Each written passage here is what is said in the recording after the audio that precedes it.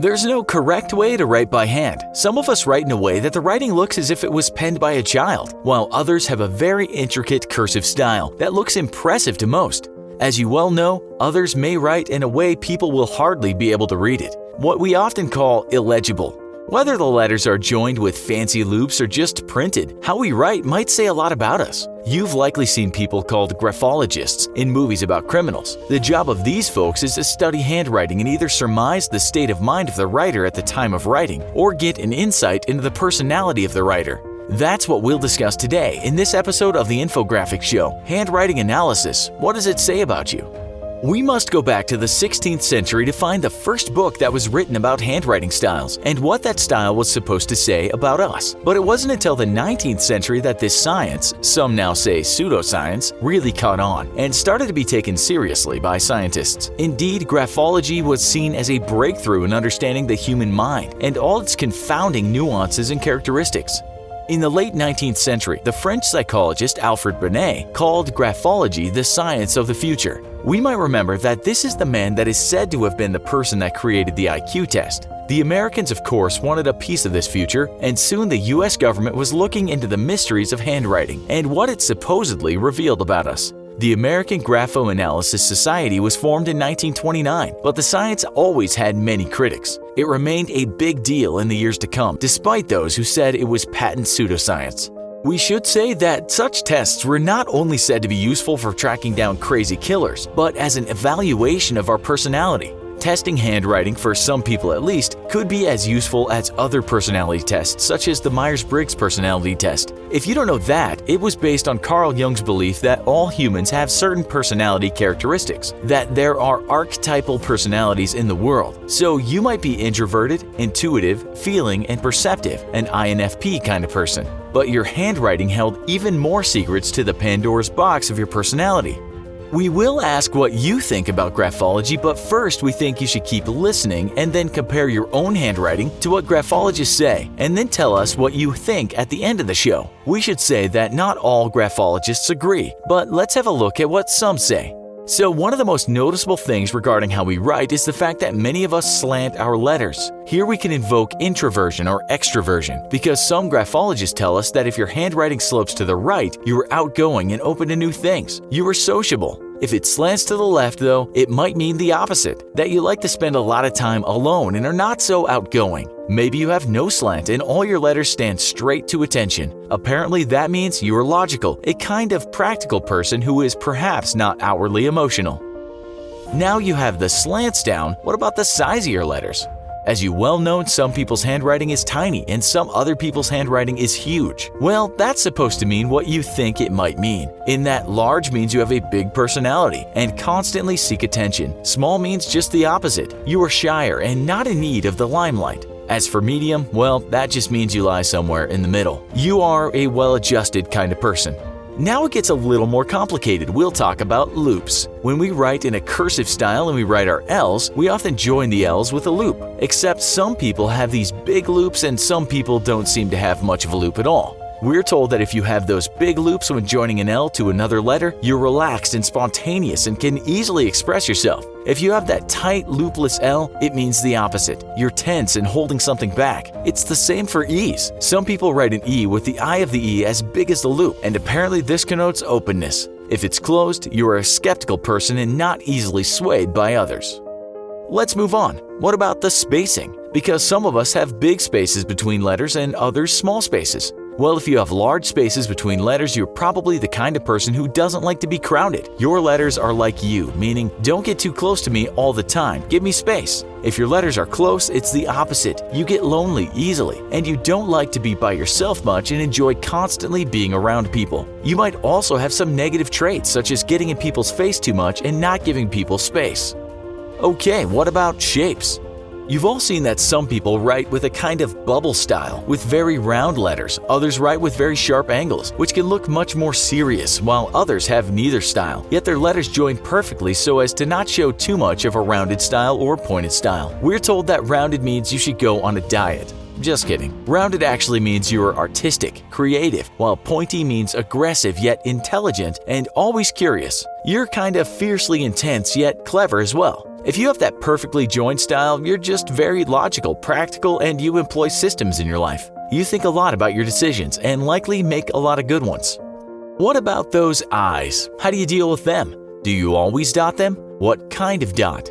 We're told that if your dots are way above the stick of the I, then you have a very fecund imagination. If the dots are close to the stick, well, you're more organized and a stickler for details. What about those cute bubble dots? Well, they mean never mind how old you get, you still have a childish curiosity about the world.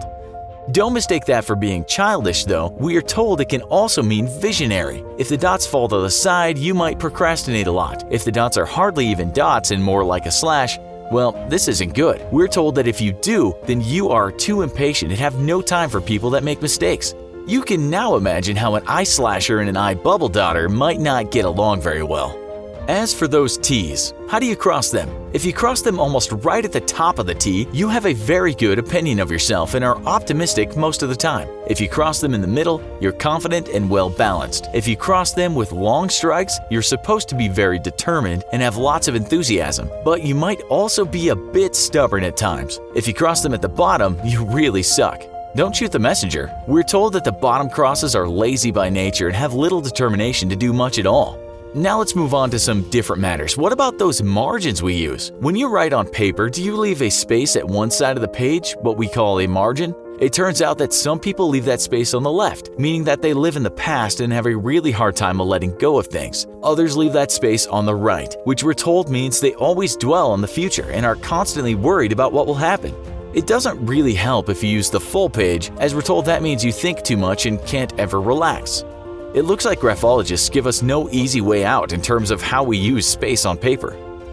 Another thing we all do is either press on hard, you know who you are, how many papers you've ripped and pencils you've broken, and some of us employ the lightest of touches. If you push hard, you're said to be trustworthy, dependent, but also kinda serious and sometimes uptight. If you have a light touch, you're sensitive, empathetic, but you're also lacking in strength and vitality at times. A hard touch might also mean you have loads of energy and feel intense about many matters, and a light touch means that you have no energy and don't want to tire yourself with such strong emotions. As for speed, if you write fast, you're impatient and dislike people that don't get things done quickly. If you're slow, you're organized and methodical. What about that signature of yours? Is it a scribble or a strange-looking thing that hardly anyone can understand? Or does it just look like your name? If it's a scribble, then you guard your privacy and you're a difficult person to understand. You might not want people to understand you. If anyone can read your signature, it means you're confident and not hiding from anyone. Then you have the capital I to refer to yourself. If it's bigger than your other I's on the page, you're arrogant and think you're better than others. If it's smaller, you're good in your own skin and harbor no such arrogance. But what about when graphologists are looking for people with very unstable minds? People that might go out and cannibalize their neighbor because the devil told them to do it. Well, we're told that people who have lost touch with reality don't really follow a form. In one sentence, their letters might slope all over, their loops might be closed and open, their T's and I's might take on different forms. Their handwriting is all over the place. But this might also mean that you're unpredictable and have emotional instability and are often conflicted. You might not necessarily end up on the FBI's most wanted list. But before you mock this, while some scientists disagree, others still believe our handwriting says a lot about us. In 2018, a graphologist told the Independent newspaper, just from analyzing your handwriting, experts can find over 5,000 personality traits. We read one graphologist speaking to Psychology Today that said she helped catch many criminals using her skills.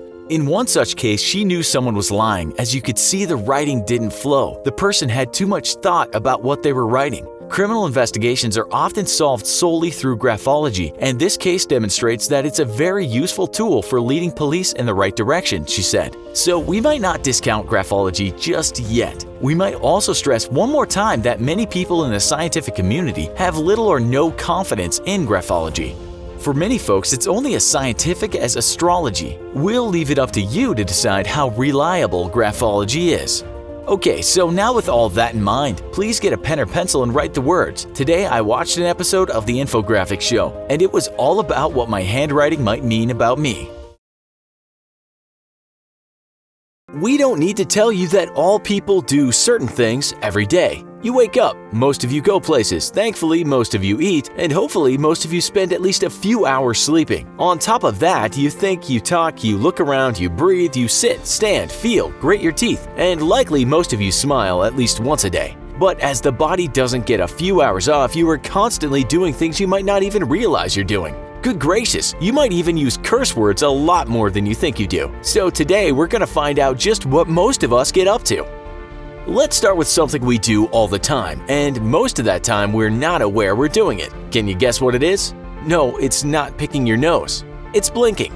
Science tells us something that is quite mind-blowing, and that is the fact that most of us spend about 10% of the time we are awake with our eyes closed. That's partly because we blink so often. It's said that we blink 15 to 20 times a minute, but we just don't know we're doing it. And that adds up, and it comes to 1,200 blinks an hour, which is a staggering 28,000 blinks a day. But why do we do this? Well, part of it's to keep our eyes lubricated, but scientists in Japan in a 2012 study said it's also to give our brain a break. They say these tiny blinks are like going offline for a very short time. We go into what's called a default mode network, which is our brain's idle mode. It's a bit like when your phone goes idle after not using it. So next time someone asks you what you do and you don't know what to say, tell them you're a blinker, a full-time blinker. What else are you? Well, you're a smiler too, but we're not as prolific at smiling as we are at blinking by a long way. It's said happy people will smile about 50 times a day, and when these smiles are natural, they're good for us. As one scientist wrote, smiling stimulates our brain's reward mechanisms in a way that even chocolate, a well-regarded pleasure inducer, cannot match. Average folks might just smile 20 times a day. One journal wrote that young children are much better at smiling than adults. They might smile around 380 times a day. Young children might also laugh around 300 times a day, while us grumpy big people might just manage 17 laughs a day. Psychology Today seems to think these numbers are a bit high, but adds that we really should always be trying to laugh more. But now something more important than mere happiness. How many times do we experience flatulence in a day? You don't know what that is? We mean, how often do you let one rip, break wind, pass gas, cut the cheese, or as some people say, have a back-end blowout? Flatologists, the people who study the science, or some might say art of the sphincter siren, tell us what we already know from experience. That is, not all air biscuits are the same. Some smell and some don't. Some make a loud noise and others can be quiet, but deadly. As far as for how much farting we do, well, that depends on your system and what you've eaten that day, but on average a person will let around 20 go per day. Healthline tells us that any more than that is excessive, and you might want to cut down on the beans and broccoli. Another source tells us that the average Joe or Joanna will fire a stink tornado 13 to 21 times a day. Don't let anyone call you lazy again. And you can add to farting yawning, because we do a fair bit of that too. In fact, we yawn about as much as we fart and laugh, which is an average of about 20 times a day according to one study. We yawn when we're tired, of course, but we also let a yawn go at other times, such as when we're bored, nervous, see someone else yawn, or are just trying to get a bit more oxygen. While you're busy blinking, smiling, farting, yawning, you're often trying to get places. How many steps do we take each day? Your phone probably tells you that, but studies have been done, at least in the USA. One such study consisted of over 100,000 participants, all at working age, found that the daily steps on average for each person was 6,886. Another study looked at a few more countries, and the study showed us that the average Swiss person walked 9,650 steps a day. Japanese people walk 7,168 steps a day. Australians 7,400 steps, Brits 6,322 steps, French 6,330 steps, and Germans 6,337 steps. According to some experts on health, getting in 5,000 steps isn't too bad, but if you don't do any other form of exercise, one expert says you might add perhaps 3,000 more steps in the day. Now on to the serious matter, for some of our viewers anyway, of cursing. For non-Americans, that means swearing, using what we might call bad language, aka profanity. First of all, what is bad language? Oh heck, is that bad? What about DAMN? Bad for some, harmless to many, somewhere in the middle for others. And then we have the manifold F word, which is universally accepted as a bad word, yet also part of many people's daily locutions. As for the C word, well, this can sink battleships in some people's world. But most of us do it, use bad language, and we do it a lot more than we think we do. One study tells us that we are curse masters, on average at least, with most of us using bad language about 80 times a day. Good grief, ain't that a lot of swearing? We looked at other sources as we just didn't bloody believe people are that profane. But a study at a US university in 2011 told us that about 0.5% of all the language we use will be bad language. Sacre bleu, that's a lot of swearing for you average people. Sometimes you absolutely know when you're cussing, but many other times those words just slip into sentences and you don't even know you've used them. What about just words, any words? Okay, so some of us are quiet and spend a lot of time alone, and some of us are talkative and are always around others. But science has come up with averages. Past research told us that women talk more than men, on average uttering 20,000 words a day. For men, it was only 7,000. That's 6,920 words that won't get you in trouble. Some people refute this. Another study found that men on average speak 15,699 words a day and women 16,215. Other research shows we speak at least 7,000 words a day. We've talked about peeing and pooping in another show, so we won't talk much about this delicate subject. On average, you'll leave the kids at the pool once a day, while you'll take a leak on average 4 to 7 times a day. Also, kinda related to this is burping, because food and drink makes us do it. While we might not be aware of it, health sites tell us after every meal the average person will burp about 3 to 6 times. If you tend to burp more, watch out for the dreaded gastroesophageal reflux disease, aka GERD. Meanwhile, your salivary glands are always working, producing spit that you usually just swallow. Believe it or not, in one day, the average person makes around 2 to 4 pints of saliva. You're a spit factory. It's just a pity you can't bottle it and sell this organic brew. And what are many of you doing right now? Looking at your phone. How many times do you do that in one day? No one study agrees on the number. Some say 150 times, but that's the younger generation, which is many of you. But if we include all Americans, the average was 80 times a day, which is once every 12 minutes, according to another study. And again, that is quite the work rate. As for how many hours a day we spend online on any device, in the USA, according to one study, it was 6.5 hours on average. The Thais spent the most time online at 9 hours and 38 minutes a day. Next, and still over 9 hours, were the Philippines, Brazil, and Indonesia. If you've been lucky enough to visit these countries, you'll know just by looking around that people seem to be staring at their phones a lot. Then again, there are plenty of statistics on this and they all bear different results. But as this show is mainly about things we're not always aware we're doing, let's just say most of us will be checking our phones several times an hour. And let's not forget the one thing you have to do, yet rarely ever think about doing.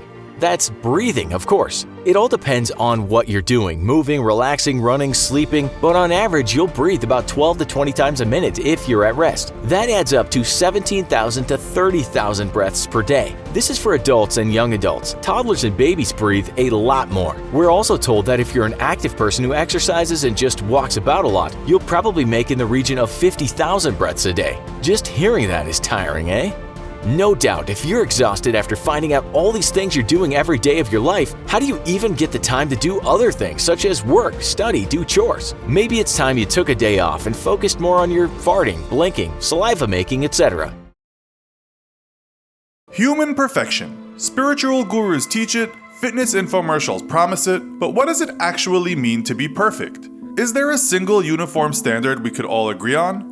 For many, the idea of human perfection brings to mind popular cultural and religious icons such as Superman or Jesus of Nazareth.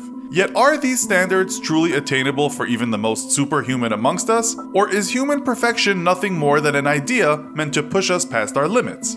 That's what we'll explore today. In this episode of the Infographic Show, is there such a thing as a perfect person? Our search for human perfection first requires defining the idea of perfection itself as it relates to humanity. So we'll look at 3 main areas of focus: morality/spirituality, physical fitness, and beauty. Human values and morality tend to shift as time passes and civilizations change. While slavery and violence were once widely accepted values of most major societies, over time these became abhorrent practices as those same societies evolved new and more enlightened values. However, some tenets of human morality, such as the Bible's famous 10 Commandments or Hammurabi's Code of Laws, have remained timeless and are indeed the bedrock of modern civilization. Do no harm to others and love thy neighbors are today generally accepted values, even if their implementation still leaves room for improvement. So is there, or has there ever been, such thing as a morally or spiritually perfect human being? One of the greatest examples of moral or spiritual perfection in our modern world is the late Mother Teresa, who dedicated her life to the service of those less fortunate. Canonized into sainthood on September 4th, 2016, Mother Teresa remains a symbol of charity, faith, and kindness. Yet it wasn't long after her death in 1997 that critics arose, claiming that Mother Teresa's motives were born less of a charitable spirit and more from a desire to proselytize the needy into Catholicism. As the Vatican pushed forward with the process of canonization, insinuations of funds mismanagement at her various charities and even her ties to third world dictators were brought forward. Most telling, however, is a trove of personal letters written by Mother Teresa herself where she questions her faith and even God himself. Mother Teresa may have been far from the perfect ideals of Christianity, yet if we look inside the Bible, we can see that even Jesus himself was not always perfect either. In Hebrews 2:10 and again in Hebrews 5:9, we are told that Jesus became perfect by his suffering and by learning complete obedience. This is very similar to the teachings of the Buddha, who in his Four Noble Truths taught that suffering is an inescapable part of life, but in facing that suffering, we can attain enlightenment and draw closer to perfection. It would seem then that through religion we have the first answer to our question, is there such a thing as a perfect person? That answer being no. And yet whether you have faith in Jesus Christ, follow the Four Noble Truths, or adhere to any other spiritual path, it is clear that the emphasis is less on being perfect and instead on growing as a person by trying to be. But let's consider something a little more down to earth now, such as physical fitness, where modern knowledge of biology, nutrition, and kinesiology has pushed human strength and endurance to incredible new heights. Generally speaking, the aim of a physical fitness regimen is to increase strength, speed, and endurance. To that end, let's compare examples of the three strongest, fastest, and most durable humans in modern history and see how they stack up against each other. In 1952, American teenager Paul Anderson walked into a gym owned by world-renowned powerlifter Bob Peebles and squatted 550 pounds without any warm-up, just 25 pounds under the world record. A year later, he would go on to break that record 3 times, squatting 605 pounds, 635 pounds, and then 650 pounds consecutively. At his prime, Anderson stood at 5 foot 10 inches and weighed 304 pounds with an estimated body fat index of 20%. Usain Bolt, meanwhile, has held the record for the world's fastest man since the 2008 Olympics with a top speed of 27.8 miles per hour and setting 2 world records with a 100-meter sprint of 9.58 seconds and a 200-meter sprint of 19.19 seconds. 7 inches taller than Anderson, Bolt stands at 6 foot 5 inches, 207 pounds, and has had a recorded body fat percentage of 7%. Though separated by decades and with wildly different physiologies, both Bolt and Anderson were professionally trained athletes, dedicating their every waking moment to physical perfection. Yet their own personal definitions of perfection varied wildly. For Anderson, raw strength made an individual physically perfect, while Bolt clearly believes it is speed, and one could never hope to match the accomplishments of the other. Thus, though we may not find a satisfactory answer to what makes a person physically perfect, we can at least see that whatever your definition of perfection, diet and exercise are clearly the route to it. Or is it? As a teenager, Californian Dean Karnatsis showed incredible endurance versus his peers, once outrunning his competition at a charity run by a staggering 94 laps. 30 years later, and with absolutely no training or fitness regimen, he suddenly got the urge to run again and did so for 30 miles straight, until the pain from his blisters forced him to stop. In 2008, as he prepared for a series of 50 marathons across the US, Karnatsis discovered that his physical endurance was practically unlimited. He could run for days without rest, and in fact did so once, running a total of 3 days and 3 nights, even falling asleep while running. Scientists soon discovered that the culprit behind Karnatsis' incredible endurance was a genetic glitch. During exercise, the body uses oxygen to break glucose down into energy, creating lactate as a byproduct. While your body can then also use lactate as an energy source without consuming oxygen, it quickly generates more lactate than it can consume, leading to muscle cramping, exhaustion, and loss of breath, all signs from your body telling you to stop. Karnatsis' brain, however, never receives these signals, and his body simply continues to consume the lactate, seemingly forever. So it seems that not only can we not agree on what makes an individual physically perfect, but that said perfection might be forever out of reach, unless you happen to win the genetic lottery. we're forced to accept that physical perfection is simply impossible. The human body cannot be trained to achieve both maximum speed and maximum strength. However, with new breakthroughs in genetic engineering, who knows? Maybe one day, everybody will be their own superhero, as fast as Usain Bolt and as strong as Paul Anderson with the endurance of Dean Karnazes. Don't worry though, Superman, science still won't let us fly or shoot lasers out of our eyes, yet. What about physical beauty then? Everyone may have a type, and both our previous investigation of physical perfection and the ancient Greeks warn us that beauty may truly be ultimately in the eye of the beholder. But surely when it comes to beauty, there must be some universal constant.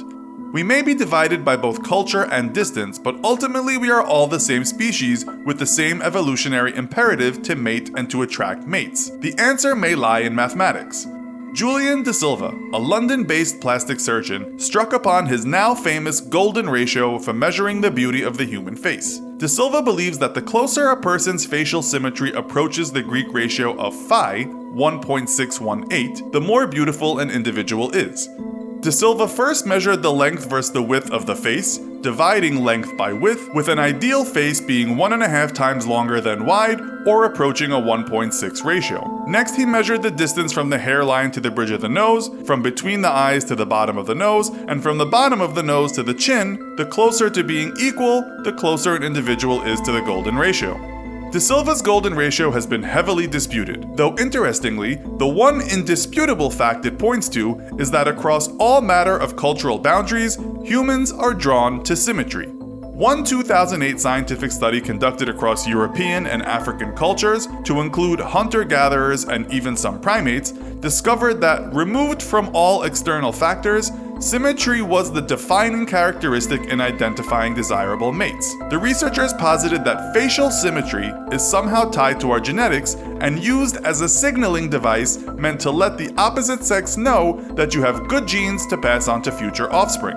So maybe beauty is not so much in the eye of the beholder as it is in the grip of mathematics. Perhaps next time you want to impress that new coworker, instead of reaching for a makeup kit, you should reach for a ruler. So is there such thing as a perfect person? Even our best examples of spirituality and morality seem to indicate that the answer is a clear no, and our physical perfection is clearly and forever limited by our draw in the genetics lottery. For the cosmetically inclined, however, perfect beauty may at least be only as far away as one good surgeon with a firm grasp on geometry. While ultimately an unattainable goal, perhaps spirituality pointed the way all along. You may think you're doing great, but how do your achievements compare to others your age? Have you peaked too early? Or are you way ahead in the game of life? Let's find out. Besides getting rid of acne, there is one thing on every teen's mind: getting a driver's license. Depending on where you live, this can happen between the ages of 16 and 18. So if you haven't gotten your driver's license by the time you're 18, you're falling behind. In recent years, more than 60% of people receive their driver's license in their teenage years. That's around 13 million teens in the US alone. Now, based on where you live and life circumstances, you may not have the opportunity to get a license, but it's definitely something you should consider doing as soon as possible, because having a driver's license allows for freedom from the parental units. No matter who you are, as a teen, you need to do this next thing. Your future could literally depend on it. 18-year-olds have an opportunity and duty to register to vote. If you don't like the way your town, state, or country is being run, you have no right to complain about it if you don't register to vote. Each year, more and more 18-year-olds register to vote, with 2020 being the highest turnout for teenage voters this century. If you're not registered to vote in your late teens, you are quickly losing points against others in your age group. If you don't register to vote, you can't be upset with how elections turn out, so what are you waiting for? As a teenager, you probably have heard of another important responsibility that's expected of you: getting a job. In 2021, around 50% of teenagers started working their first, second, or even third jobs. And although this is only half of the eligible teenage population, those with jobs, even something as menial as working the register at a fast food joint, still have a leg up on other teenagers who have never worked a day in their life. So if you're still receiving an allowance from mom and dad, it might be time to join the other teens who have taken the leap into the world of making their own money. One last thing you should do in your teenage years is to open a bank account and get a credit card. Whether you like it or not, you need to have money in order to survive in this world. 53% of 15-year-olds have a bank account of some sort, while around 20% have a credit card. This is often co-signed by a parent or guardian, since teenagers are a high-risk category for banks. But that's okay. If you're a teen who hasn't opened some kind of checking account or started to build credit, it is time. The sooner you get into the financial system, the sooner you can become more financially independent. Something to keep in mind is that as you grow older, money is going to play a big role in your life. If you're 21 or close to it, these next few life achievements are for you. Let's see where you stand. And if you're past this point in life, let's see if you did it right. The average yearly salary for a 21-year-old is around $30,000. This might seem high, but by 21 you should have a few things going for you. At this point, you could have been at the same job for multiple years, and if that's the case, you should be getting a raise each year. Even if you started at minimum wage, by the time you're 21, it's time to either ask your boss for more money or find a higher paying job. Like most people your age, you're either in college or at least have a few college courses under your belt. But what else should you have achieved by the age of 21? Well, for one thing, you're now of legal drinking age, so maybe you could grab a drink. Over 3/4 of Americans have had a drink before the age of 21. We are not condoning underage drinking by any means, but if you're 21 and haven't tried your first alcoholic beverage yet, you're part of the minority. This next achievement for a 21-year-old might seem like a no-brainer, but the amount of 21-year-olds who still don't make their own doctor's appointments is staggering. The vast majority of 21-year-olds still have their dentist, optometrist, and doctor's appointments made by their parents. If you really want to be a high-achieving 21-year-old, you should be making your own appointments. Most pediatricians stop seeing patients when they become 18. However, some may keep you on until you're 21. If you're too old for a pediatrician, you're definitely too old to have someone else schedule your doctor's appointments. Technically, you can stay on your parents' health insurance until you're 26, but there's no minimum age to make your own appointments. And if you're a 21-year-old who wants to really be far ahead of your peers, you need to accomplish this next achievement. Over 52% of people around 21 years of age still live with their parents. If you're going to be a high achiever, you should have your own place, pay your own rent, and maintain a somewhat clean apartment by the age of 21. It's not an unrealistic goal to have, and something worth considering if you are 21 or older. We're now going to leap into the next decade. What should you have accomplished by age 30 that everyone else has? Well, this is when most people start considering themselves adults, so let's see how grown up you are. If you're currently 30 or close to it, think about how much money you make each year. Is it more than $41,000? If so, you're doing better than the average 30-year-old. To be fair, salary is highly dependent on where you live. For example, someone who lives in a small town in Texas is most likely going to make a lot less money than someone who lives in New York City. But the cost of living in the big city will almost certainly be much higher. There's something much more important than salary that every 30-year-old should have. If you're 30 and have not started a retirement account, you are definitely behind. But don't worry, there's still time. Think of it this way, you can start your own retirement account at any point, regardless of what job you have. Many of these accounts have a return of around 7%. If you start a retirement account right now at the age of 30, put $3,000 in it a year for 10 years, and then stop contributing at the age of 40, by the time you're 70 years old, you'll have close to $340,000 in the retirement account. That's a good chunk of change. So as soon as you're done with this video, you'll probably want to get started on that. Surprisingly, this next life achievement may be something that we thought was more common than it actually is. If you have a bachelor's degree by the time you're 30, you're one of the 37% of people your age that have accomplished this achievement. This means that over 60% of all 30-year-olds have not yet received an undergraduate degree. In terms of life achievements, this puts you way ahead of other members of your age bracket when searching for a job. But everyone also seems to have a side hustle. 64% of 30-year-olds report that they have a side gig or another way of making income than their regular job. If you're making around $10,000 a year just on your side hustle alone, you're about average for a 30-year-old. So although around 60% of people who are 30 do not have a college degree, that same percentage seems to be making a good chunk of change doing other things on the side. One of the main achievements in life that ushers someone into adulthood is getting married. If you are 30 and not yet married, don't worry too much. However, since the average age of marriage is 32, it may be time to start thinking about buying a ring for that special someone. At the age of 40, you're probably cruising.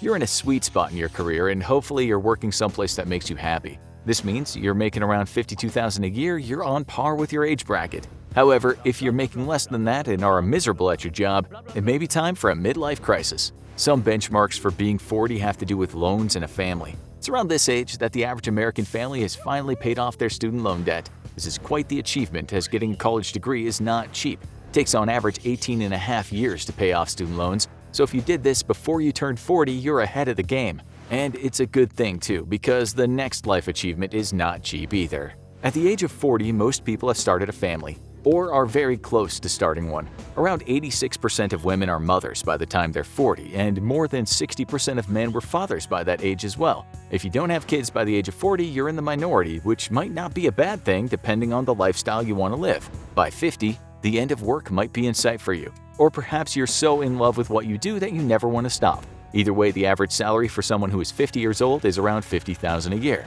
But many 50-year-olds report finding happiness in things other than money. This is a common point in life to start mentoring others. Maybe it's someone at work or through volunteer work. At 50 years old, you have learned a lot about life, so why not share it with someone else? It's also normal at this age to have all the debts and loans paid off. Most people who are 50 have paid off the mortgage on their house. If you still have massive amounts of credit debt or loans at this age, you might be working longer than some of those other people in your age bracket. Again, everyone's different and has different life circumstances, but most people who have planned ahead find themselves all caught up on bills, or relatively close to it by the age of 50. However, it's in the next age that many life achievements are reached, and the living gets good. At age 65, things can begin to shift. Whether it's your personal choice or your body's choice, you just can't work as much anymore. This is why certain programs were set up for people in this age to take advantage of, and why retirement normally occurs for people around the age of 65. For your entire career, you've been paying into Social Security and the Medicare system, and now you finally have the chance to reap the benefits. At 65, you're eligible for Medicare, which may not be the best insurance out there, but since you've been paying into it since your first job, you might as well take advantage of it. Also, at 65, many people start planning for Social Security, which you will be eligible for the following year. It is at 66 that you've reached full retirement age in the eyes of the government, and you can collect your benefits without penalty. So, if you are 65 and not starting to collect on the benefits you've contributed to your whole life, you should most definitely look into that. On a more somber note, around 76% of people 65 and over have a will. This is not just because they're getting older, but because they want to ensure their final wishes are carried out,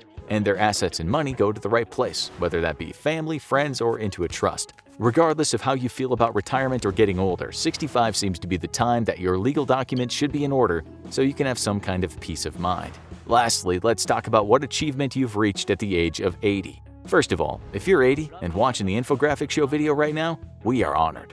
At 80 years old, you have seen and been through a lot. You've worked hard and beaten the odds because you are a couple years older than the average life expectancy. So just reaching this age is a life achievement in and of itself. When we wrote the show How Jeff Bezos Became the Richest Man in the World, he was worth a staggering $143,810,231,459.23. His wealth fluctuates a lot, but some people keep up with it. And one source tells us right now that he is worth $158.39 billion. We can't be too sure how accurate those figures are, and if he's made around $15 billion in a few weeks, we'd be surprised. We're also told that his divorce is going to make a rather large dent in his wealth, and he may have to settle for a few spots down on the world's richest people list. What we can say for sure is that he's certainly not average in this respect. But how average is he in other respects? Mr. Bezos was born on January 12, 1964. That makes him 55 years old. How many other folks in the USA are around his age? Statistica tells us that another 10.7% of people in the entire country are male and aged 55 to 59. As we've said in our other shows, around 49.5% of Americans in total are male. As for being born in January, astrologically he fits the Capricorn personality quite well, as they're supposed to be hardworking and very ambitious. As for that date, we can't find how many people in the world were born then back in Jeff's day, but if you look at the data from 1994 to 2014, the most common day to be born was September 9th. Yet people are making babies in the winter, but not having them as much. Between those years, 10,943 people were born on Jeff's birthday, which was ranked 248th for the most common birthday. From what we can see, there are not that many January babies in the USA on the whole, with July, August, and September being the most common months to have kids. So, Mr. Bezos, you don't have a common birthday, and so are not average. While we know he's white, so he joins another 72% of white Americans. But what about his ancestry? Okay, so we did a bit of spying and found his family tree. We know his father's side was the Jorgensen's family, but his mother's side were called the Geis family. We don't actually know where they came from, but if we look at the name Jorgensen, it could be Danish, Norwegian, or North German. Geis is likely English. If he's German-American, that puts him in one of the biggest ancestry groups. It's thought that around 46.4 million Americans share that heritage. As for English Americans, we're told that about 24.8 million Americans will claim this. But the problem here is that many Americans who just say that they're American are often English American. It's probably the biggest group of white Americans. There are a few Norwegians too, but not that many Danes. What we can say though is that it's likely that Jeff joined some big ancestry groups. We'd ask him a question about his ancestors, but he's not picking up the phone right now. You might know that his mother had him when she was just 17, and that, as you can guess, is on the young side. But looking at statistics, his mother wasn't that young when he was born. Those stats tell us that these days, most women have babies from 19 to 33, but in 1980, women were having kids much younger on average. His young mother got married, but that didn't last long. We're told that 42 to 45% of American marriages end with divorce, so Jeff doesn't exactly come from an unusual family. She got married again, and we're told that 36.8% of single mothers do just that, so he was not too unusual in that aspect. As you know, Jeff was a whiz with computers from a young age and very good at creating gadgets. He graduated with flying colors from school and from university. That doesn't make him unusual, however, because around 83% of Americans graduate high school, but much fewer graduate university, and that number is said to be around 33.4% of people according to the US Census Bureau. The thing is, Jeff graduated from an Ivy Leaguer university. It's said that in 2018 there were 280,000 applications for those schools, but if you look at the acceptance rates, they're between around 5 and 10.5% depending on the school. This makes him decidedly not average, but not as unusual as the student reported in the Baltimore Sun in 2018 that got accepted to all 8 Ivy League schools. Suffice it to say, Mr. Bezos was a book-smart kid. So now he's a grown man. What does he look like? Well, it's said he's 173 centimeters tall, or 5 feet 8 inches. That makes him a bit of a small fry, as the average height for a man in the USA is 176.1 centimeters, or 5 feet 9. His current weight is about 75 kilograms, or 165 pounds, which makes him quite the proportionate fella. As you know, the USA doesn't do proportions very well, so in terms of average weight, he's small. The average weight for a man in the USA, if he's a non-Hispanic white, is more like 90.7 kilos or 200 pounds. That seems like quite a lot. But we checked a couple of sources and indeed, 90 kilos is the average. Jeff is certainly a lightweight, but still, he looks like he's in good shape. One of the things that might shave off a gram or two is hair, and Jeff doesn't have any of that stuff. Well, around 80% of men his age are what you might call balding. They have thinner hair. Let's be honest, if you have your full mane at 55, you are unusual. But how many men have that shiny egghead? We're told that around 25% of men will have male pattern baldness, meaning they might have those bits on the side, but up on top the lawn has been replaced by asphalt. He kept some hair when starting Amazon, but there was only a tuft. He looks much better now that he's gone full throttle with the Remington. Before we get into money matters, let's talk about Jeff and his sexuality. We know that he's straight, and so he joins most other Americans. In fact, not as many people as you might think identify as gay, lesbian, bisexual, or transgender. Gallup in 2015 said those folks only number around 3.8% of Americans, so Jeff is just as average as most other Americans. But one thing we do know about Mr. Bezos is that he has had an affair. The Institute for Family Studies tells us that in the USA, around 25% of men admit to having relations with another while married when they're in middle age. It was around 15% for women. We could say that Jeff's slightly not average here, but we're also told that Mr. B sent pictures of his naked body to another woman via video. In fact, it said a tabloid newspaper got a hold of that content and tried to blackmail Bezos, but he took it on the chin. Hey, he is the richest man in the world. He doesn't care if his Amazonian snake makes it to the front pages of some terrible rag. But how many men do these kinds of things? Are many guys in the "here's a picture of my phallus" club? Well, we just can't find a number. But Psychology Today tells us that it's not that uncommon at all. It says there hasn't been much research into this, but as men often perceive women as wanting the same as them, men, we are told, like to see women's parts in photos, then they think the women will want the same. Turns out, not always to be the case. Men, we're told in general, get off on exhibitionism way more than women. They get a kick out of it. So Mr. Bezos, all we can say is join the club. But what about his massive piles of cash? We told you how much he has, but when did he start having it? Before that, we should tell you, as we have in other shows, that if you have a college degree on average, you'll be getting paid around $50,000 a year. The median net worth in the USA is more like $44,900 per adult, while CNBC reported in 2018 that the median American household has $4,830 in a savings account. 30% of Americans have less than $1,000 saved. Well, we're told that Mr. Bezos was a late starter because he didn't make his first million until he was 33. But he was certainly good once he got out of the blocks because he was a billionaire just 2 years later. In fact, Forbes says in 1997 he became a millionaire, and in 1999 he was listed as having just over $10 billion. Let's also now remember that Jeff got his start in the working world as a McDonald's staffer. Yep, he was a burger and fries man a long time before he started filming his junk and getting people to sell theirs on his website. He's not even average though, because it's said that 1 in 8 Americans will work in McDonald's in their lifetime. Some people are skeptical about this number, but it's nonetheless been cited about 100 million times. Anyway, if you're eking out a living hoping one day to get out of the 30% at the bottom and save more than $1,000, we'll just rub some salt in your wounds now and tell you that Jeff Bezos earns $8.9 million an hour, a bit better than the average McDonald's cheese slice placer, who gets around $8 an hour. He gets around $2,500 for every second that goes by. So by the time you've said, "Oh my God, I don't believe it," he's made around $10,000. Forbes says there are around 540 billionaires in the USA, and we know that Jeff these days is making around $1.5 billion every week.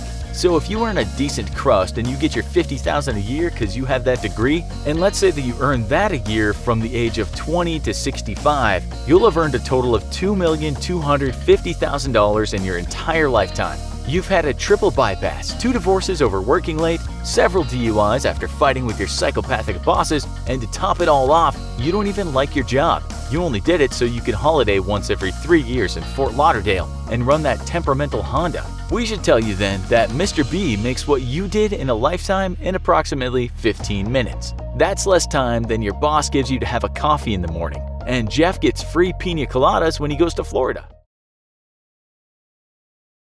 We've all seen the damage one person can do, be they a serial killer who stalks and murders countless people over the decades, or a mad tyrant who takes over a country and leads the population to turn on their own and kill millions. But where do these people come from? Are they the product of their atmosphere, or are they born rotten somehow and destined to become menaces to society? Who we are is made up of a complex series of factors, but what makes a monster? Scientists have been studying the pathology of evil for a long time, with the FBI even having a research facility nicknamed the Evil Minds Research Museum, filled with artifacts from some of the darkest killers they've ever encountered. Not open to the public, it's mostly used by researchers who provide the FBI with information on how serial killers are born. Scientists analyze letters, diaries, and paintings from the worst serial killers in history, hoping for a clue to what turned them from nobody to monster. They found clues, but no silver bullets. One common factor they've found in many of the worst serial killers is that they have early childhood trauma that makes them more likely to lash out at specific targets. These traumas may create lasting impressions on the brain that warp their minds and create a serial killer where there wouldn't be one before. But the opposing argument is that countless other people experience early childhood trauma and either show no signs of it or express it in ways that don't cause the same level of damage. Do all the worst killers have a traumatic turning point in their lives? Many do. The famous serial killer Ted Bundy spent his early years in what seemed like a typical family, with a pair of parents and a much older sister who was already an adult when he was born. But there was a dark secret lurking in his family tree.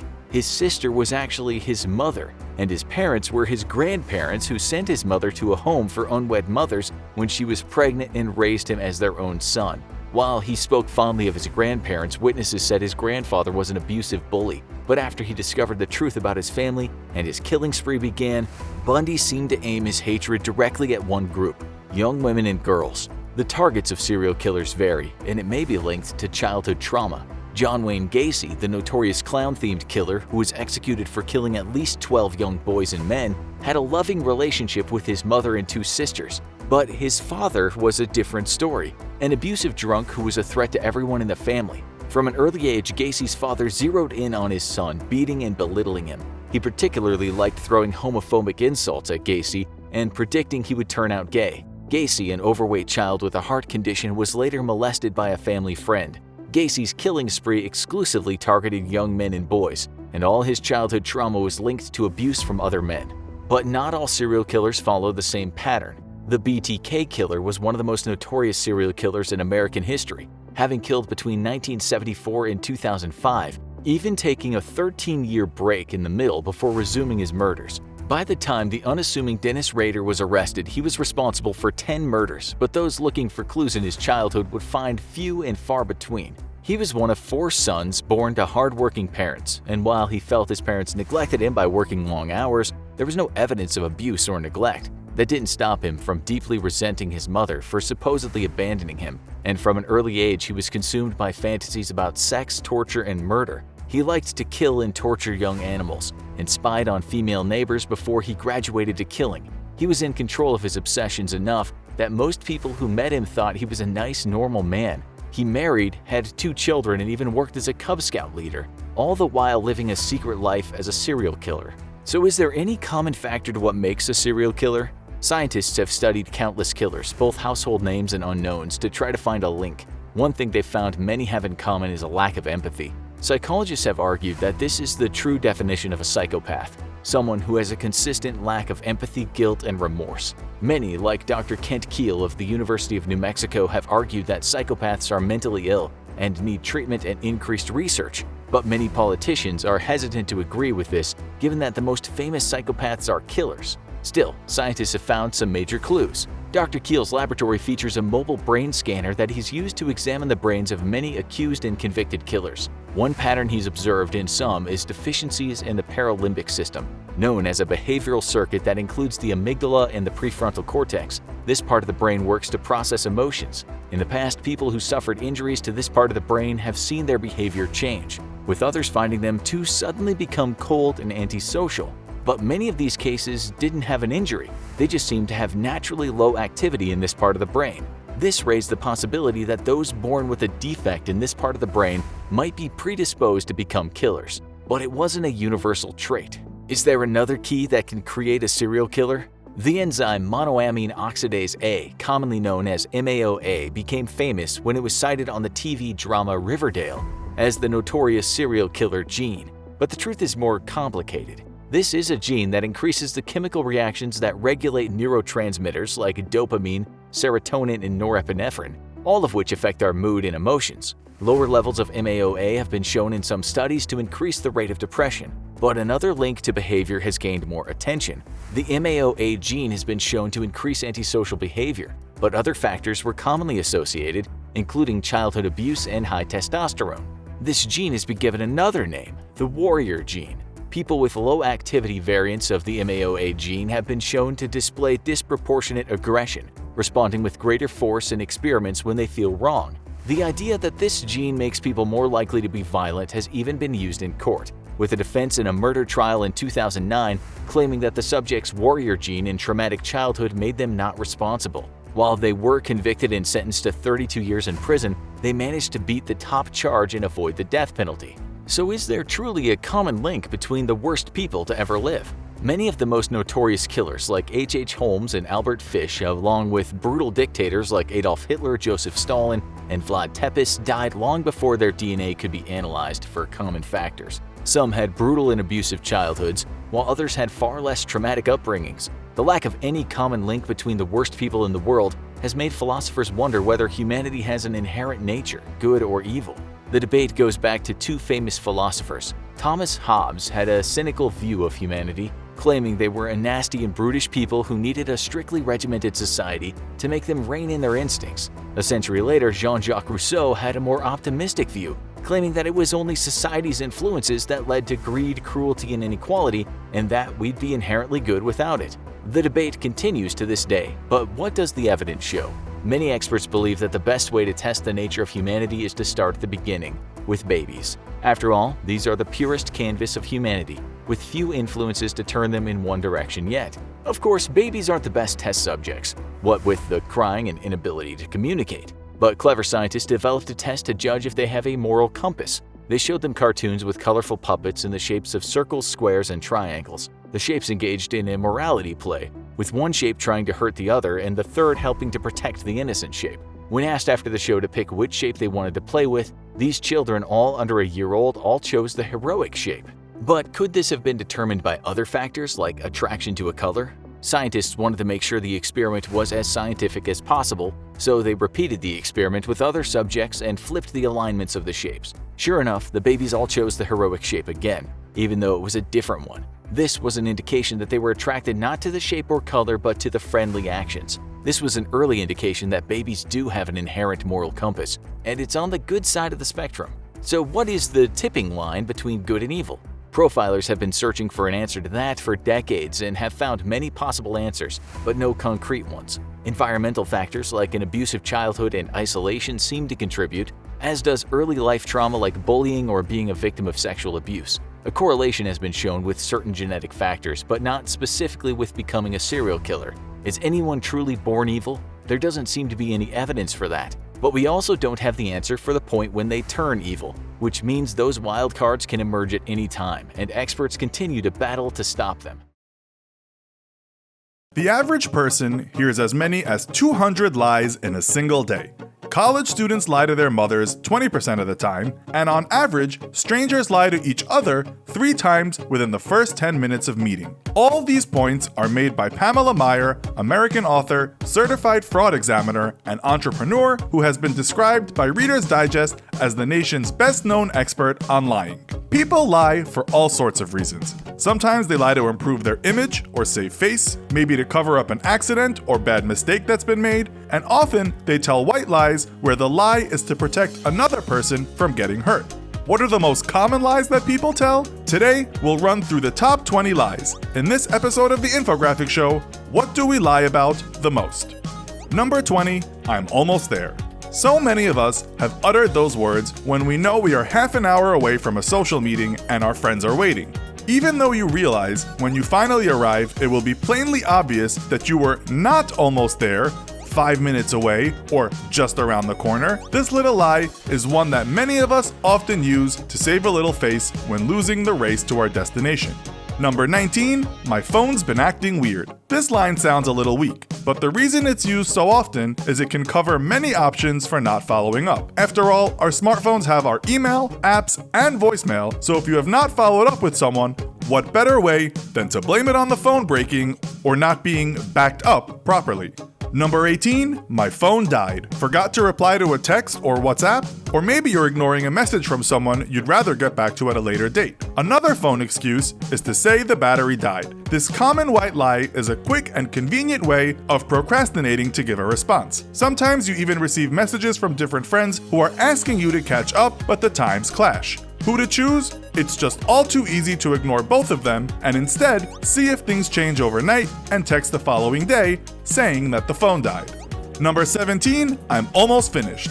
You haven't even started. You may be working on your homework or a proposal for your boss, or maybe finishing up a favor for a friend. Whatever the job is, all too often, when we know we either have a lot more work to do or didn't even make a start, I'm almost finished are the words that spring to mind. It saves all that explanation as to why you've missed the deadline. Number 16, I remember you. You're introduced to a person by a friend. It could be at work or maybe at a social gathering such as a party. The person who shakes your hand certainly seems to remember you, but your mind is blank. They even name your mutual friends and how you met. Your heart rate picks up what to do or say. You smile and say, of course I remember you. Nope, you're lying, but it does sort the situation out.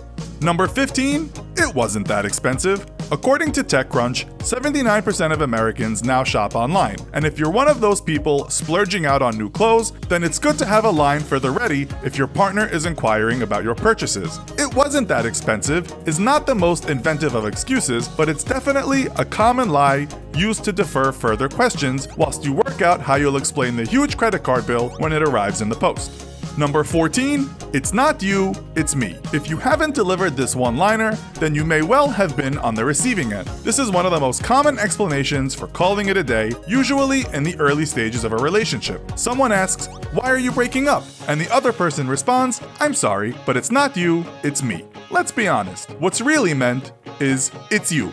Number 13, it's so great to see you. We've all had those awkward party interactions where you bump into a person you haven't seen for months and you're actually not really too bothered by it. The truth is, you'd be happy not to have seen them in years. However, you shift straight into party polite mood and start acting as if it's simply awesome that you've crossed paths. You may say to him or her, "It's so great to see you," but in your head you're thinking, "Get me out of here." Number 12, I'm good, how are you? This is often the automatic response we give in almost every small talk exchange, whether we talk with coworkers or complete strangers. You could be feeling hungover, or fighting off a bad cold, or just having a disastrous day, and you're going to lie and say, "I'm good." People usually say this rather than say they're not good and then have to explain all the underlying reasons. Number 11, the traffic was crazy. You arrived late to a party or work function. Maybe you already lied and said you were nearly there when your friends called, so now you need a new excuse. You explain that the traffic was crazy. You have Google Maps, you've probably driven that route many times, and you have a pretty good idea of how long it will take, but of course, you left home late. Instead of taking responsibility, it's easier to blame the traffic gods. Number 10, it was my last one. Whether it's candies, a beer, or cash, you know it's petty not to offer a little of what you've got to a friend or even a stranger in need. But today, for whatever reason, you just can't help yourself from being greedy and keeping every last one to yourself. So you put your empty hands in the air and act like you're all out of what you've got and go about your day. Number 9, I've got an appointment. It's one of those days when you really need to leave work early. You've arranged to meet a friend, or maybe you've just had enough of the office, but then you can't leave early without a good reason. A fictitious appointment is a common way for people to duck out early. But watch out not to use this one too often, or you may have to build a little lie into a whole ongoing illness or disease, which can get complicated. Number 8, I love it. You've been bought a birthday present or Valentine's Day gift, but it's far from what you expected. How do you react? You'd love to verbalize your disgust, but of course, you won't. The best way out of this one is a forced smile and a pretend, "I love it," to keep everyone happy. Surely, this is one of the most common white lies that people use. Number 7, it must have hit my spam folder. Of course, it never went to your spam folder. You were simply too busy with other emails to notice the important email from a colleague or friend. But when the sender calls you to ask about the message, the quickest way out is to blame it on spam. This is a common lie for those of us at an office desk 8 hours a day with our heads buried in our laptops. Number 6, I gotta run. This is a common one when you want to leave a party, end a phone call, or exit the conversation you're having with a random friend you've bumped into at the store. You don't really need to be anywhere else, but sitting on the couch at home watching Netflix sounds more appealing. You think it will make your friend feel better if you add a little urgency to your departure, so you say, "I gotta run." Number 5, I'm having trouble hearing you. Oh yes, it's the old bad cell reception trick and the most common way to be done with a call you would rather not continue. If you don't like where a conversation is going, bad reception is the perfect excuse. And some people are so cunning with this little porky pie that they even pretend to make a little break in the audio like the call is dropping out and back up their reason for needing to kill the call. Number 4, let's hang out soon. Oh, that old word soon, which really means never. Anyone using this line will be sure to avoid specifics such as tomorrow or next week. The non-committal soon gives the appearance of wanting to see a person again, while also giving someone a way to avoid ever actually having to meet up or hang out with the person again.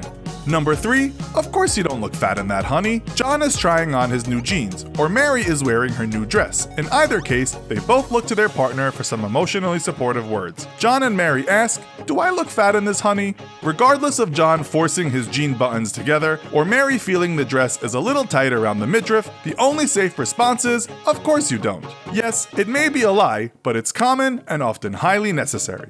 Number 2, your baby is adorable. All babies are beautiful, particularly in the eyes of their parents. But are they really? A screaming child who's just thrown up the hourly milk meal may not seem like the most gorgeous baby after this type of greeting. However, we don't want to offend the parents, so it's far safer to let this little one-liner roll off the tongue.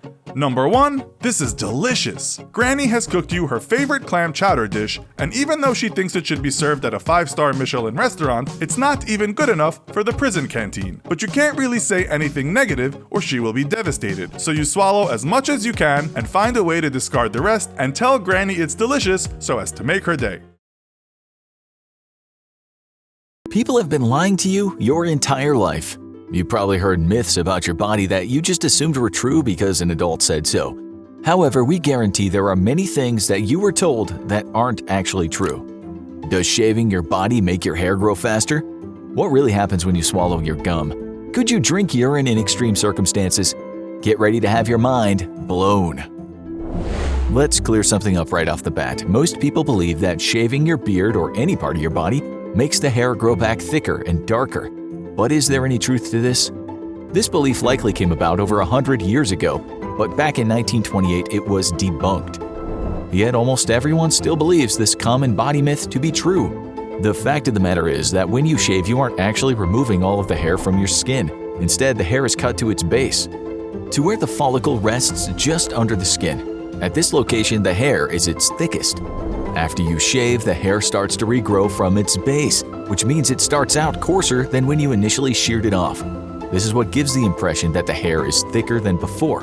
However, over time, the hairs will begin to taper off and become thinner with the wear and tear of everyday life.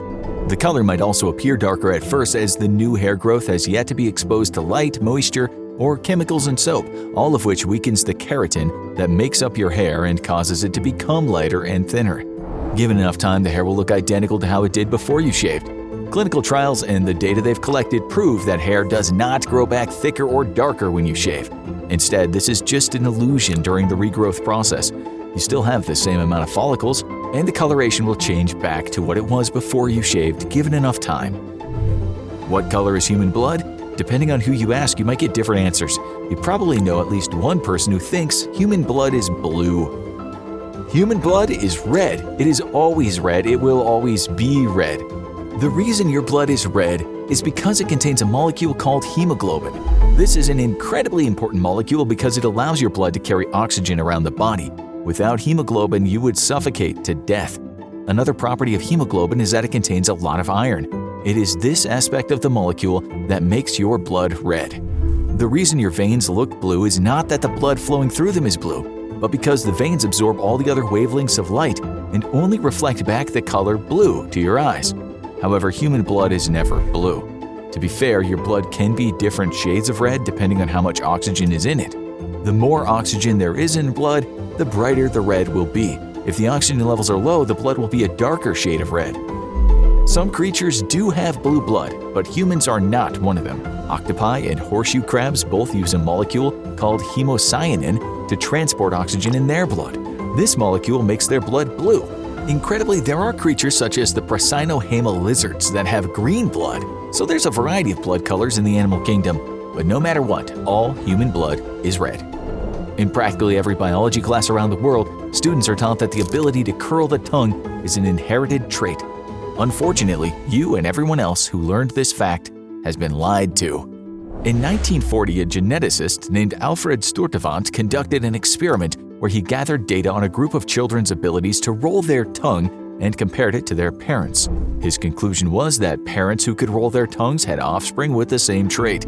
This meant that the ability to roll your tongue is an inherited trait. For over a decade, this was thought to be the case. It became such common knowledge that a number of academic journals and textbooks even referenced tongue curling when discussing genetics and inheritance. However, in 1952, a geneticist named Philip Matlock conducted his own experiment around the heritability of the rolling tongue trait. His findings were intriguing. Matlock studied used 33 sets of identical twins to see if tongue curling was in fact an inherited trait. Identical twins have the same exact DNA as one another. This is what makes them identical. If being able to curl your tongue is a trait passed on by a child's parents, then each set of twins should either have been able to roll their tongues or not. What Matlock found shattered a deeply held belief in the genetics community for over a decade. Out of the 33 sets of identical twins, 7 of them had one twin who could roll their tongue and one who could not. This clearly meant that being able to curl your tongue is not inherited from the DNA passed down by parents. Even to this day, though, biology teachers still teach the myth that the ability to curl your tongue is an inherited trait to entire classrooms full of students. But now you know better. It may seem insane, but even when professors try to correct this misconception, there is pushback from people. To combat this myth, some biology teachers start their genetics classes by conducting a survey of how many people can roll their tongues. The students who can't are told to go home and practice curling their tongues in front of the mirror to see if they can develop the skill. By the end of the semester, the number of students who can roll their tongues increases every year.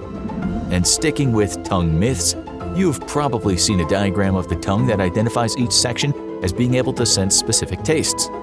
Yet, this picture is a complete fabrication. The diagram itself came from a misrepresentation of the research done by a German scientist named David P. Hainig. Hainig claimed that differences in taste were a result of receptors in different parts of the mouth being activated by food molecules. Without Hainig's approval, the tongue diagram was made. Unfortunately, whoever created the image got it all wrong. Hainig never claimed that the different parts of the tongue contained neatly divided sections of taste buds. The truth is that all areas of the tongue and mouth contain taste buds, and they're all mixed together. There are unique receptor proteins responsible for identifying individual tastes, but they aren't clustered in neatly defined sections, and they definitely aren't all on the tongue. Therefore, the diagram that misrepresented Hainig's work is a complete fabrication, even though it is still sometimes used in anatomy and biology classes. Regardless of where taste receptors are located, drinking this next bodily fluid will taste horrible and will make you sick. Many people believe that you can drink urine in extreme circumstances because it is sterile. However, this is not true, and you should never drink your pee. Numerous studies have shown that people with no urinary tract infection still have bacteria in their urine. This means that urine is not sterile. In fact, multiple species of bacteria can live in the urine, which is not surprising as these organisms can practically survive anywhere. Medical professionals have noted that the bacteria in pee is probably not harmful if consumed, but they do not recommend it. Regardless, the myth that your pee is sterile is false, and under no circumstances should you drink straight urine. Like pee, there are a number of things you should probably not put into your body or swallow by accident. Luckily, gum isn't one of them. There's a myth that if you swallow gum, it'll stay in your body for several years. When you think about it, this would be absurd, as nothing stays in your body for that long except for your bones and organs. To be fair, gum is a pretty resilient substance and doesn't immediately burn up in stomach acid or break down from your digestive enzymes. Instead, your body has a different way of dealing with gum. When you swallow that chewy substance, it ends up in your stomach and eventually moves to your intestines. There are even reports of people having gum in their digestive tract for several days, but it's rare that it would stay there any longer than a week. So, what happens to the gum? You poop it out. Although the gum might not break down, it's still evacuated from your system with the rest of the waste in your digestive tract. Doctors have noted that if a kid swallows enough gum, it can cause constipation as it builds up in the intestines. However, with enough laxatives, this problem can be solved. Really, what it comes down to is you should try your best not to swallow gum in the first place, but if you do, there's no need to worry, as it'll eventually come out the other end after a few days. There's a lot of misconceptions about viruses and getting sick. At some point in your life, someone probably told you, "Bundle up or you'll catch a cold." What they're implying is that when you get too chilly, it can somehow make you sick. But is there any truth to this statement? If you are exposed to freezing temperatures for a prolonged period of time, it can definitely lead to hypothermia and malfunctioning of vital systems in your body. This would not just make you feel sick, but could lead to death. However, this is very different than catching a cold from a virus or bacteria. Because the common cold and the flu are both caused by viruses, the only way to catch them is by coming into contact with somebody who also has the virus. If you stood out in freezing cold with no one around you, it would be impossible to catch a cold caused by the pathogen. However, it does seem like people get sick more often during the colder seasons. So why is that? When a virus or bacteria enters your body, it normally gets caught in the mucus of your nose and throat. When you swallow, that mucus gets sent down your throat to your digestive system, where anything trapped in it is destroyed by the acids in your stomach. During cold weather, every time you breathe the cool air through your nose and mouth, the mucus also cools. This slows the slimy substance's movement through your body, which allows pathogens more time to break through the mucus barrier and get into your cells. Therefore, it's not the cold weather that made you sick, but a pathogen that's weaseled its way out of your mucous membrane and into the vulnerable parts of your body. It's not uncommon for someone to be afraid of flu shots or vaccines because they're nervous that they'll catch the virus from the vaccine itself. However, this myth is more of the result of coincidence and the misunderstanding of what a vaccine is more than anything else. A vaccine is made out of a completely dead or very weakened form of a pathogen. What this means is that it's impossible for the vaccine to give you the disease that it's designed to prevent because the parts of the pathogen that are in it are unable to replicate or infect your cells. For example, when you get the flu shot, parts of the flu are being injected into your body, but since they're inactive, there's no way the flu shot can give you the flu. So where does this myth come from and why is it so prevalent? There's no denying that sometimes after you get a vaccine you don't feel great, but this is to be expected. Your immune system is developing structures that will later fight off the real pathogen if it ever enters your body. The process might cause things like aches or a mild fever, because these are the natural side effects of your body boosting your immune system. However, people mistake the side effects for the flu itself. They then spread the rumor that the flu shot gave them the flu. Good thing is, the side effects of a vaccine will always be much milder than getting sick from the disease itself. The myth also comes from a misunderstanding of correlation and causation. There's a chance you will get sick after a vaccine, but there's also a chance you'll get sick after watching a movie. Yet we don't assume watching the movie was the reason you got sick. Doing one of these things doesn't cause the other. And this is true with vaccines. You normally get vaccines at the doctor's office or in a hospital, and it should come as no surprise that there will likely be sick people at these locations that might be contagious. There's always a chance that when you go to get your vaccine, or even just a checkup, you'll come into contact with someone who is sick. In these circumstances, it's not the vaccine that made you ill, but being around a higher concentration of sick people. And since the vaccine only protects you against one type of pathogen, just because you got the flu shot does not mean you can't get the common cold while sitting in the waiting room at the doctor's office. So what it comes down to is that vaccines are safe, and they will absolutely protect you from the pathogen they've been designed to prevent. It is the people spreading misinformation about vaccines that are dangerous, not the vaccines themselves. Throughout history, people have reported that the hair and nails of recently deceased continues to grow. Is this gruesome rumor actually true? It does, in fact, appear that a corpse's fingernails and hair get longer even days after they've passed away. However, this is not because they continue to grow, but what actually happens due to an entirely different process. The myth dates back to 1929 when Eric Remarque wrote about it in his fictional novel, All Quiet on the Western Front. After the book became popular and was read by the masses, this belief became widespread. But like the book itself, this post-mortem myth was completely made up by the writer. It might seem like the nails and hair of a recently deceased cadaver grew longer even after they took their final breath, but this is actually just an illusion. What's really happening is that the skin around these regions is shrinking as water is lost. The dehydration process then causes the skin to retract and makes it seem as if the nails and hair are growing. This is a perfect example of why you can't believe everything you read unless it's from a credible source and supported by evidence. Your body is really good at getting rid of toxins. If it weren't, you'd be dead. But is there a better way to detox, such as drinking herbal remedies or cleansing your system with saltwater enemas?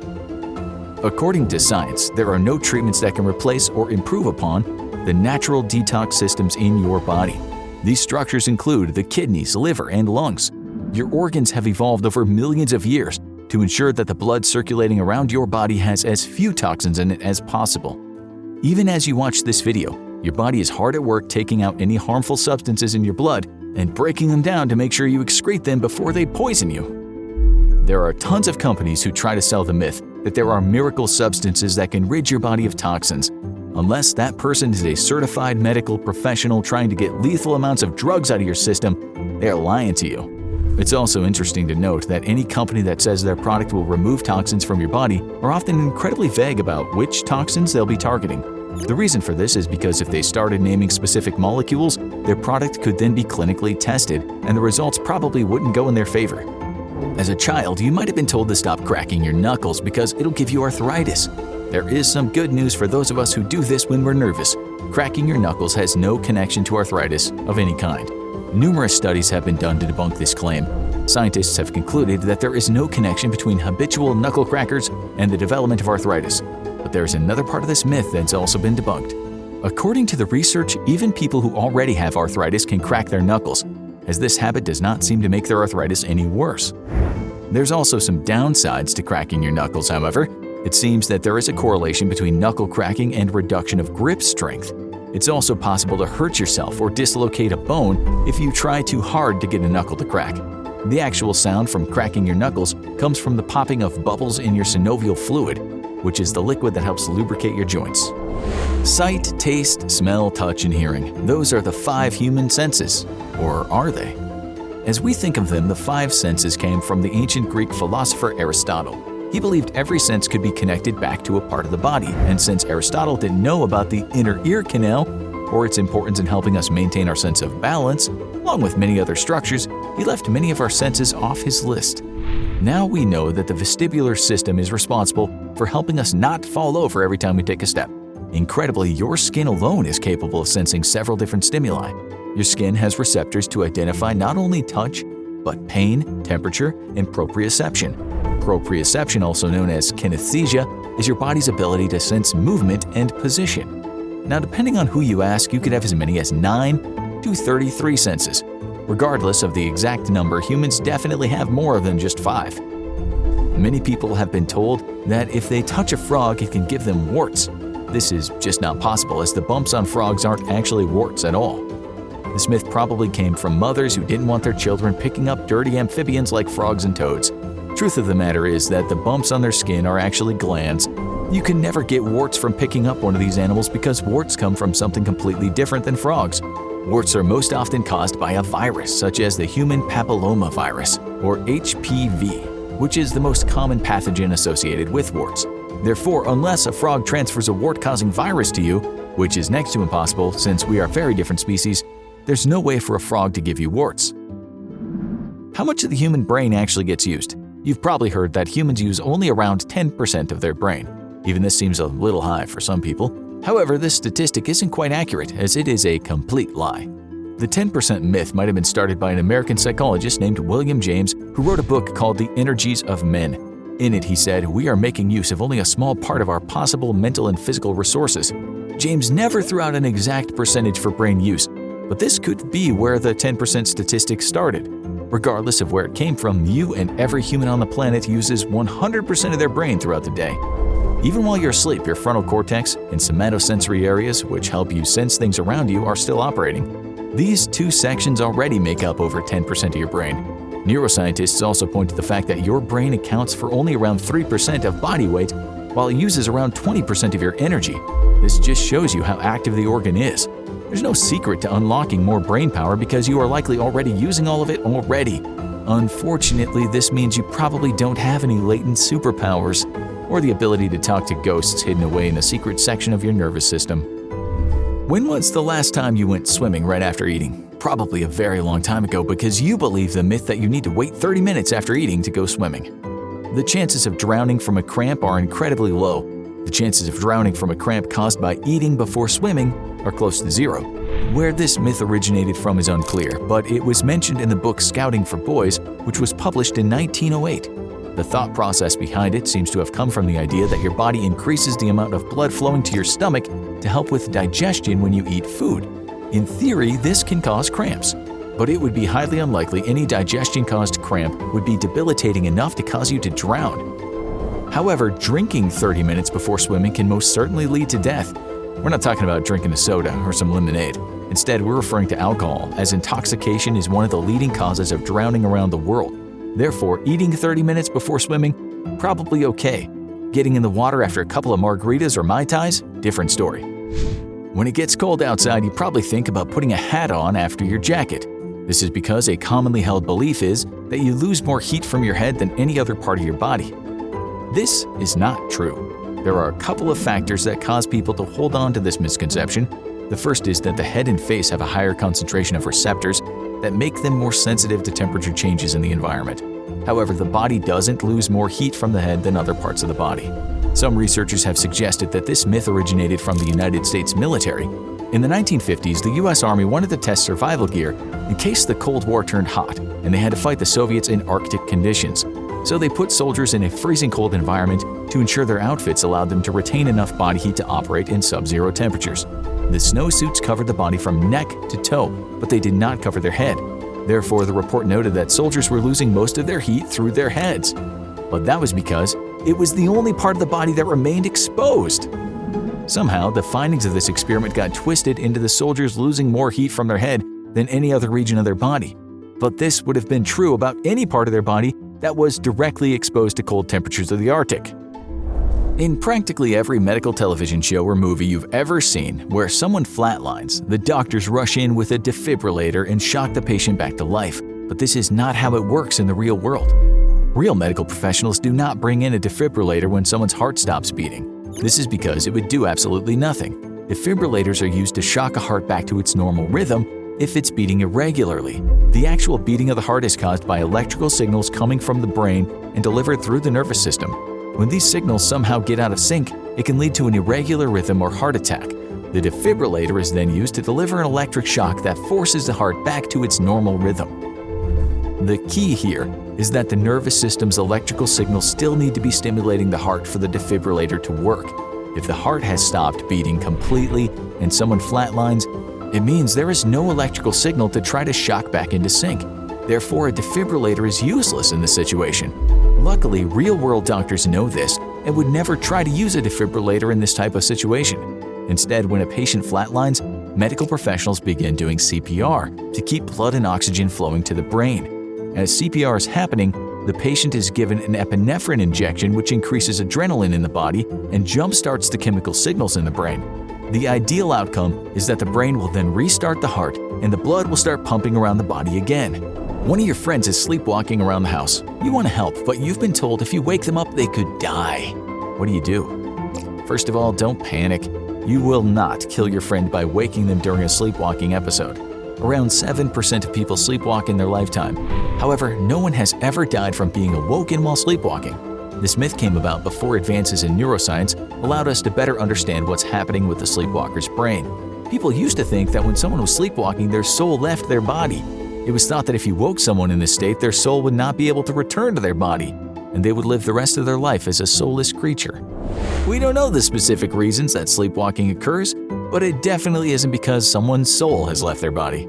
Scientists have discovered that sleepwalking most often occurs when someone is in a deep stage of sleep and their brain starts signaling to their body to do certain activities while they're unconscious. The interesting thing is that sleepwalkers seem to be genetic, meaning that if one of your parents is a sleepwalker, you have a higher chance of sleepwalking yourself. When someone sleepwalks, their eyes are often open, but they do not respond to stimuli. Instead, they seem to be on autopilot, carrying out whatever task their brain is subconsciously signaling them to do. When encountering a sleepwalker, the best thing to do is just let them be until they wake up. You can gently guide them back to bed, as they will likely not realize you're even there, as you heard them in the right direction. It is absolutely okay to wake someone up if they're in danger while sleepwalking, but they might be disoriented and confused until they regain their bearings. There are actually accounts of sleepwalkers dying, but it's not because someone woke them up. Instead, there have been reports of sleepwalkers getting behind the wheel of a car and crashing, or cooking a meal on the stove and catching the house on fire. However, there's no evidence that simply waking a sleepwalker can kill them or cause them to lose their soul. You probably know someone who can bend their thumb all the way back to their wrist or contort their body in a crazy way. We call this being double-jointed, but in reality, there's no such thing. This body myth just comes from semantics. Everyone has the same number of joints, whether you're flexible or not. Being able to bend your body parts in unique ways does not mean that you can have more joints than someone who is less pliable. People who are more flexible can be identified as having hypermobility or joint laxity. This consists of somewhere between 10 to 25% of the human population. Rather than having extra joints, these people either have abnormally shaped bones or loose ligaments that allow them to move or stretch their bodies in unique ways. There isn't so much benefit to having hypermobility other than to impress your friends with it or go into a line of work where contorting your body is advantageous, like dancing. But regardless of how flexible you are, you still have that same number of joints as everyone else. There are a lot of weight loss techniques that companies try to sell that are unsubstantiated by science. There are also some diets and lifestyles that can help you lose weight, but which ones are true and which ones are just phony baloney? Many diet regimens call for low-carb intake. This can definitely lead to weight loss, but it can also be taken too far. Carbohydrates are a form of stored energy that your body needs. Like anything, as long as high-carb foods are eaten in moderation, it's okay to have them now and then. There actually isn't much you can't eat and still lose weight as long as you monitor your intake. Diets that claim that all carbs are bad and therefore you shouldn't be eating whole grains or fruits have no scientific basis. You need carbs, and your body definitely needs the other vitamins and nutrients found in those types of foods. That being said, highly processed foods high in carbohydrates like chips and cookies can definitely be taken out of a diet to aid in weight loss. But that's just not because they contain carbs, they also have high amounts of saturated fats and sodium as well. So any diets that claim you can't eat carbs at all is definitely not healthy and should be avoided. If you reduce the amount of processed foods you eat and exercise regularly, you'll have greater success losing weight than any miracle diet. There are some foods that people swear have miraculous effects on the body. However, sometimes this is taken too far. You might have been tricked into eating carrots with claims that this magical vegetable will give you night vision. Unfortunately, this is far from the truth. Researchers have shown that carrots are definitely good for your eyesight, but they will never allow you to see in a pitch-black environment. It's believed this myth came out of World War II as a way to trick the enemy. False information was being fed to Axis powers that carrots Allied soldiers were eating gave them night vision. It was because of the orange vegetable that Allied forces were so successful at shooting down enemy aircraft at night. This was just a clever lie to disguise the fact that the Allies had developed a radar system that allowed them to target Axis forces more accurately. The carrots that the Allies were eating at the time had very little effect on their eyesight of the pilots and the soldiers. However, there are definitely benefits to eating carrots. They are a good source of vitamin A, which enables your eyes to convert light into readable signals by the brain. This does, in theory, increase someone's ability to see in low-light environments, but it's nowhere near enough to give them night vision. There is a catch to the miracle of carrots, though. In order for the vitamins contained within the vegetable to be absorbed into your cells, the carrots need to be consumed with fat. This means that if you're just munching on carrots, they'll have very little benefit to your eyesight. However, if you pair them with a nice piece of meat, it'll allow for more vitamin A to reach your optic nerves. An easier method for obtaining vitamin A for improved eyesight is by taking a multivitamin or a vitamin A supplement. This has been shown to be much more effective than eating mass quantities of carrots on a daily basis. Another common misconception is that turkey makes you sleepy because it contains an amino acid called tryptophan.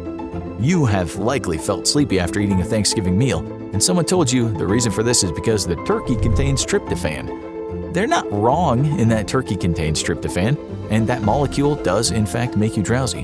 However, it's not the reason you're tired after a Thanksgiving meal. There's the same amount of tryptophan in almost all meats as there is in turkey. Even foods like soybeans, cheese, and some seeds contain the same levels of tryptophan as turkey does. However, like in all these foods, the amount of tryptophan in turkey is significantly less than most other amino acids. Even though a small amount of tryptophan circulates around your body after you eat turkey, it has to compete with at least 5 other more abundant amino acids to gain access to your brain. This reduces its impact even further. What it comes down to is that after a large Thanksgiving meal, your body needs to use a lot of energy to break down the starches, fats, carbohydrates that you just consumed. And it's not the tryptophan that's making you sleepy, it's the digestive process. So it doesn't really matter if you eat turkey or not, you'll still get pretty sleepy after any large meal. There's a common thought among the workout community that if you don't continue weightlifting, your muscles will turn to fat. You might be surprised to learn that muscles and fat are 2 completely different types of tissue, and one can never turn into the other.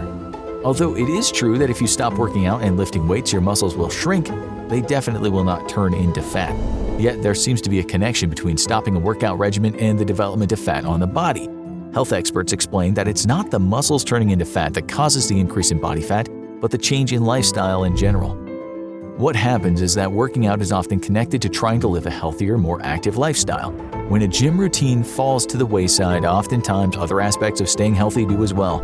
It's a combination of less exercise, worse eating habits, and the slowing down of someone's metabolism due to inactivity that makes it seem like their muscles are turning into fat. Theoretically, someone could stop lifting weights and still maintain a healthy and active lifestyle, which would result in no new fat accumulation, but even still their muscles would start to reduce in size. Coffee is the go-to beverage for someone trying to wake up in the morning. However, it's often said children shouldn't drink coffee because it could stunt their growth. There are definitely reasons that a young person should stay away from coffee, but stunted growth, not one of them.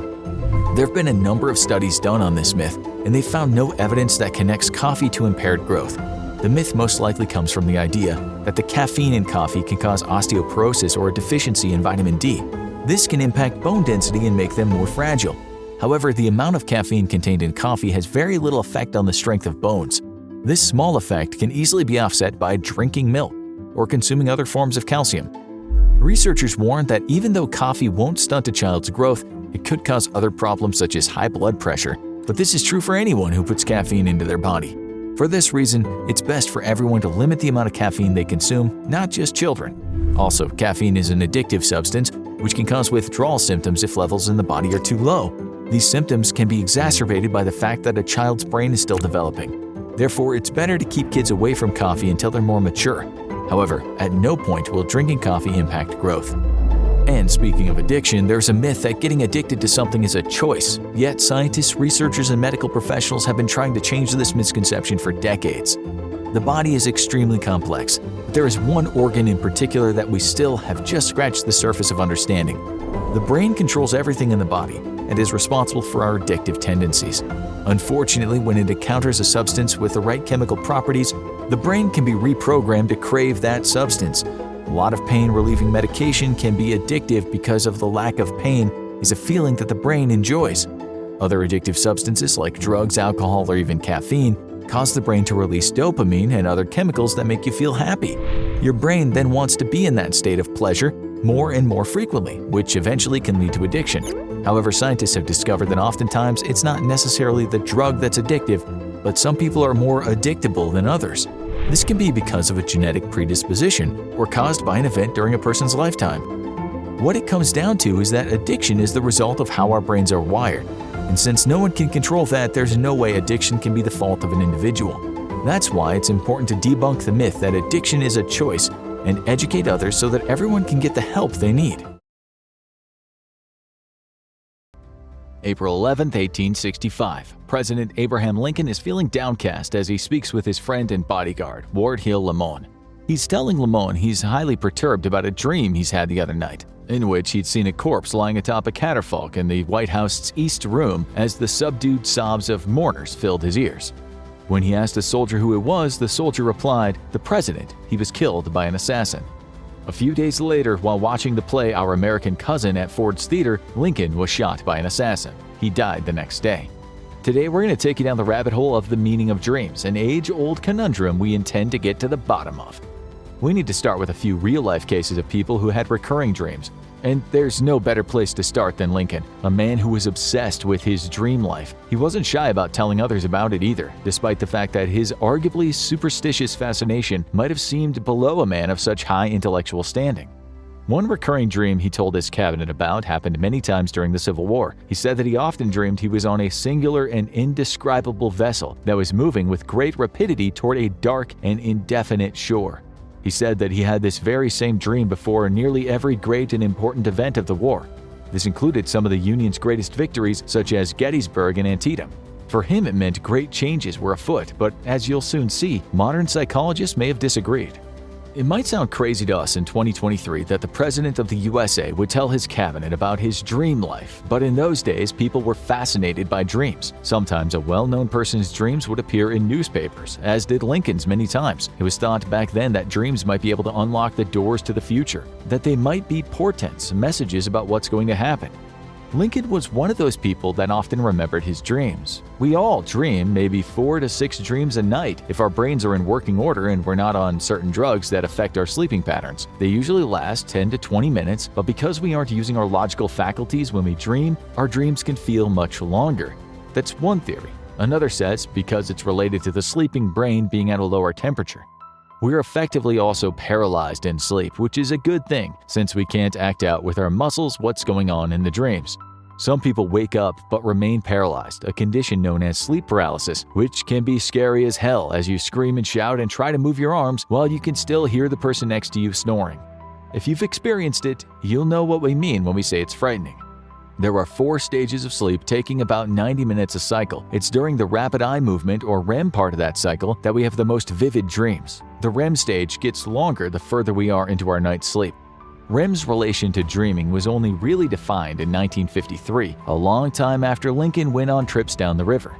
The dreams we remember are the ones we have just before waking. Still, even if we remember them in vivid detail at first because of certain neurochemical conditions scientists don't always agree on, we forget them throughout the day.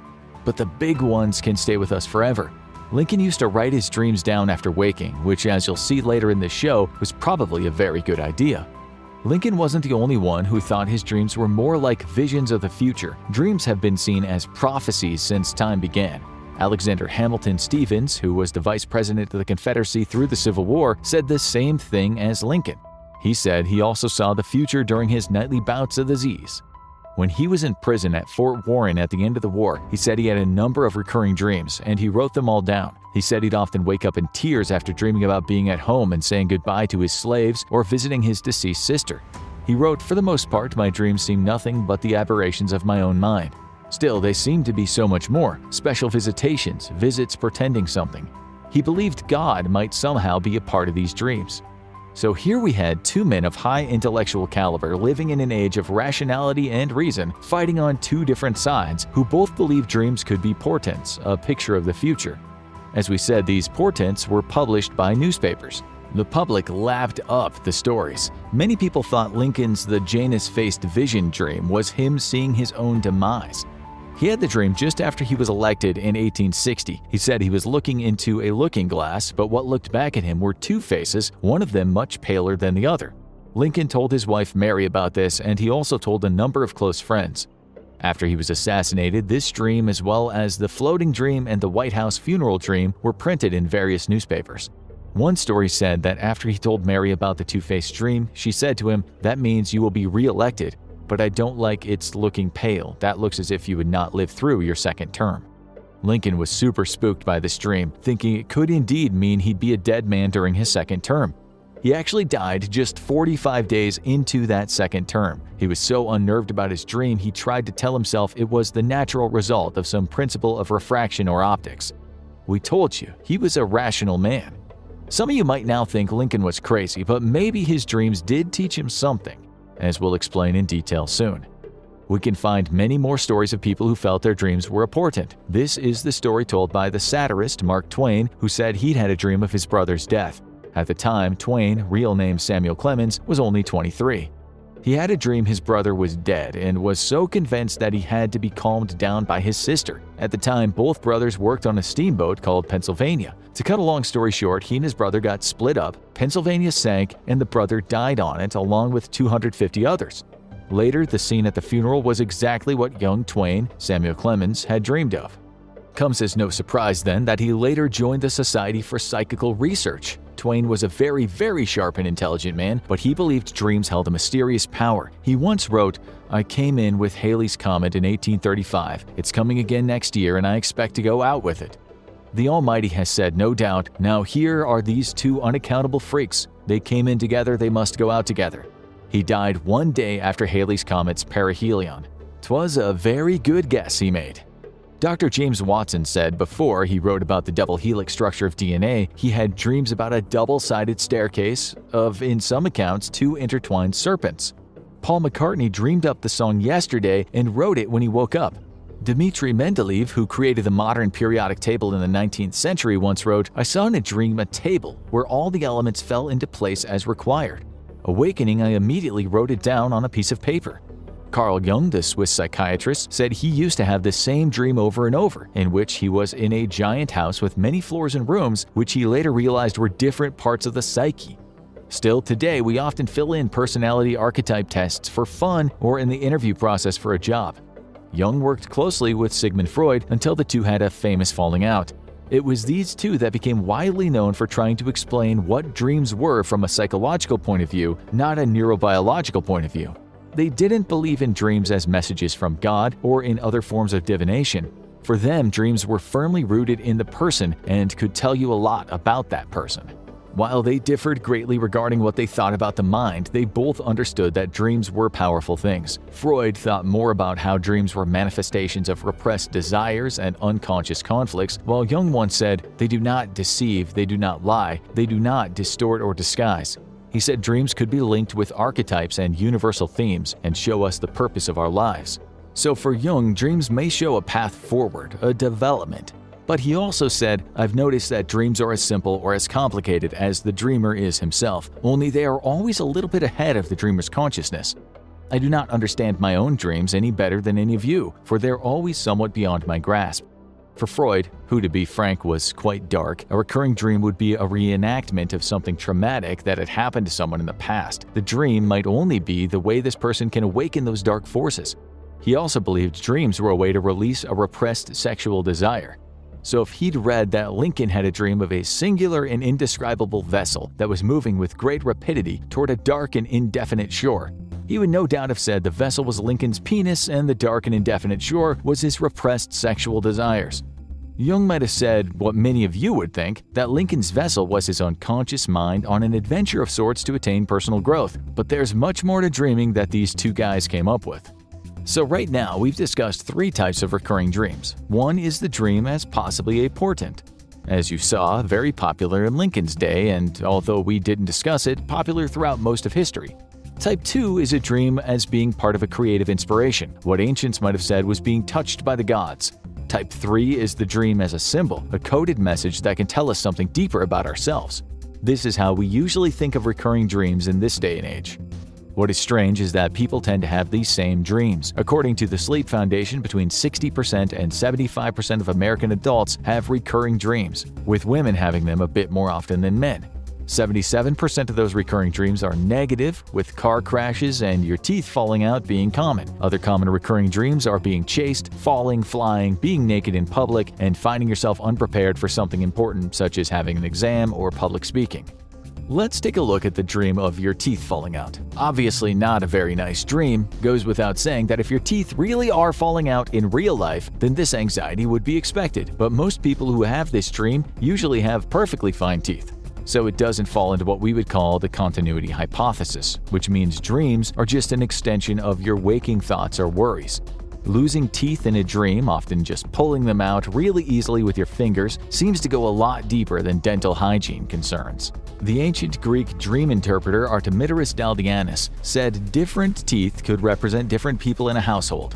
So losing teeth could mean fearing someone's death. He also wrote, it's quite reasonable that some of the teeth, when they fall out, signify the loss of possessions.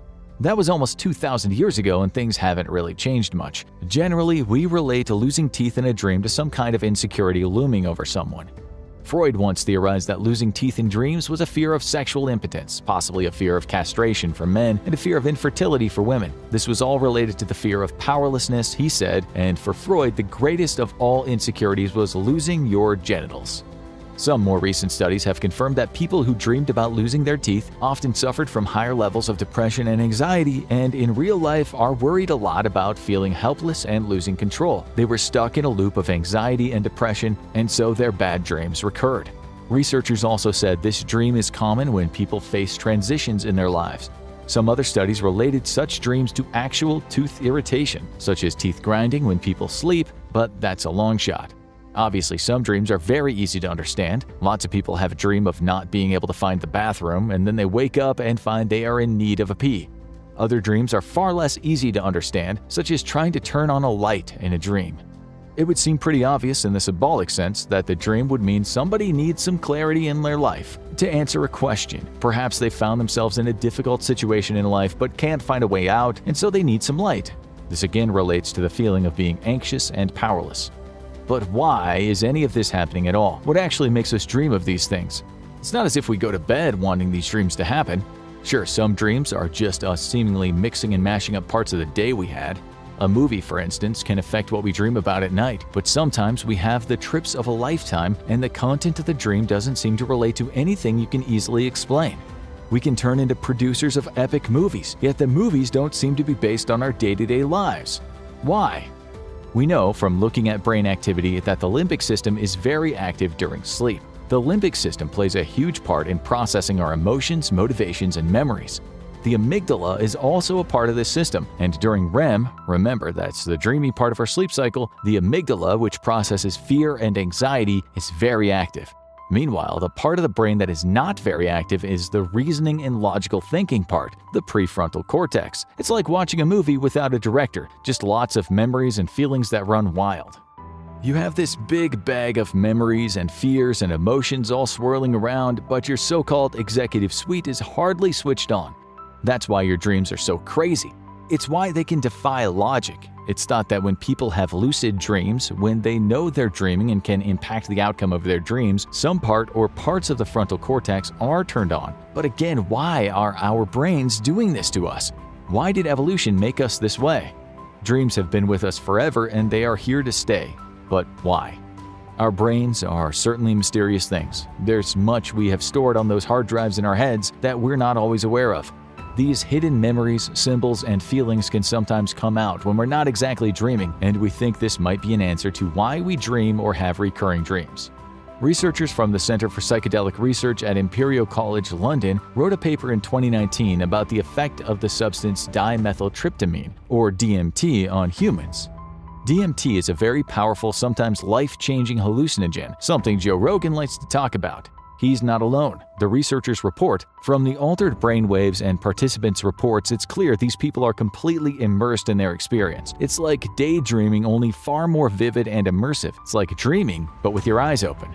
People on DMT, especially long exposure doses after taking a South American ritualistic concoction known as ayahuasca, have reported going on journeys and finding solutions to problems, sometimes overcoming lifelong depression or PTSD. In fact, right now, Johns Hopkins in the USA is doing similar experiments in a lab with psilocybin or magic mushrooms. Their early reports show incredibly positive results in helping people with chronic mental issues. A report noted scientists believe that psilocybin mushrooms place people into a waking dream state. The reasons for this are that the mushrooms create brain states that usually only occur when a person is sleeping. Analyzing the biological similarities and differences of psilocybin use opens up the doors for using psilocybin mushrooms as a therapy for diseases like depression and anxiety. This might explain what our dreams are there for. Maybe they are our brain's way of assessing problems we have, such as anxiety issues, an exam we have, or the threat of being dumped or losing a job. This anxiety plays out in stories, as it does when people have colorful waking dreams on DMT or psilocybin. The researchers call these waking dreams on those substances mystical experiences, and our dreams could also be said to be mystical experiences. Months after one of the psilocybin studies, 80% of the participants that experienced these waking dreams said they were among the 5 most personally, meaningful, and spiritually significant experiences of their lives. 50% of the people said it was the single most personally and spiritually meaningful experience of their lives. They were basically all dreaming while awake. Now it seems we're going back to the days of the ancient Greeks and of Lincoln, feeling dreams hold a much higher power than simply being manifestations of a movie we watched last night, or as Freud thought, all related to our repressed carnality. It is likely that gods are not in our heads, and we're not seeing the future when we dream. But our limbic systems are throwing up memories and anxieties that mean something if we analyze what happened. It's no wonder Lincoln feared his assassination. He knew people wanted him dead. In 1861, he was informed of the so-called Baltimore plot. It doesn't matter if it was a real threat or not. He was told there was, and it must have played on his mind. Perhaps his dreams just opened him up to his greatest fears. As for why musicians can write songs in dreams or scientists can have a eureka moment while asleep, it seems pretty obvious these things were already on their minds, but their dreams opened up new doors in the back of their minds. There are, of course, some wonderful theories out there regarding our dreams. We love this one from 16th century China. It's in riddle form. Once Chuang Chao dreamed that he was a butterfly. He fluttered about happily, quite pleased with the state that he was in, and knew nothing about Chuang Chao. Presently he awoke and found that he was very much Chuang Chao again. Now, did Chao dream that he was a butterfly, or was the butterfly now dreaming that he was Chao? It sounds similar to the brain in a vat hypothesis. Is our reality just a dream, and are we merely brains in a vat of nutrients connected to a supercomputer? Can we sometimes break out of this dream, like in the Matrix? When we take the red pill, is taking DMT or psilocybin like taking the red pill? Okay, so we don't think there's a matrix and we doubt we are brains and vats, but perhaps dreams can show us another reality, one we can considerably learn from.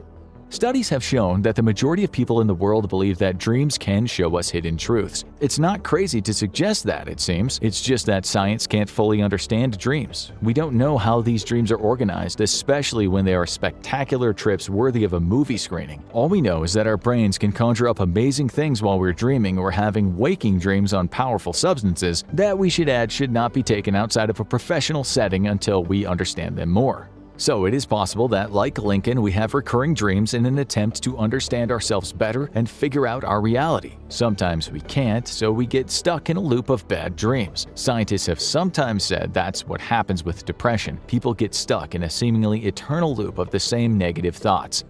It would make sense that our dreams also get stuck in loops. But in the dream, we are trying to get off of this running wheel.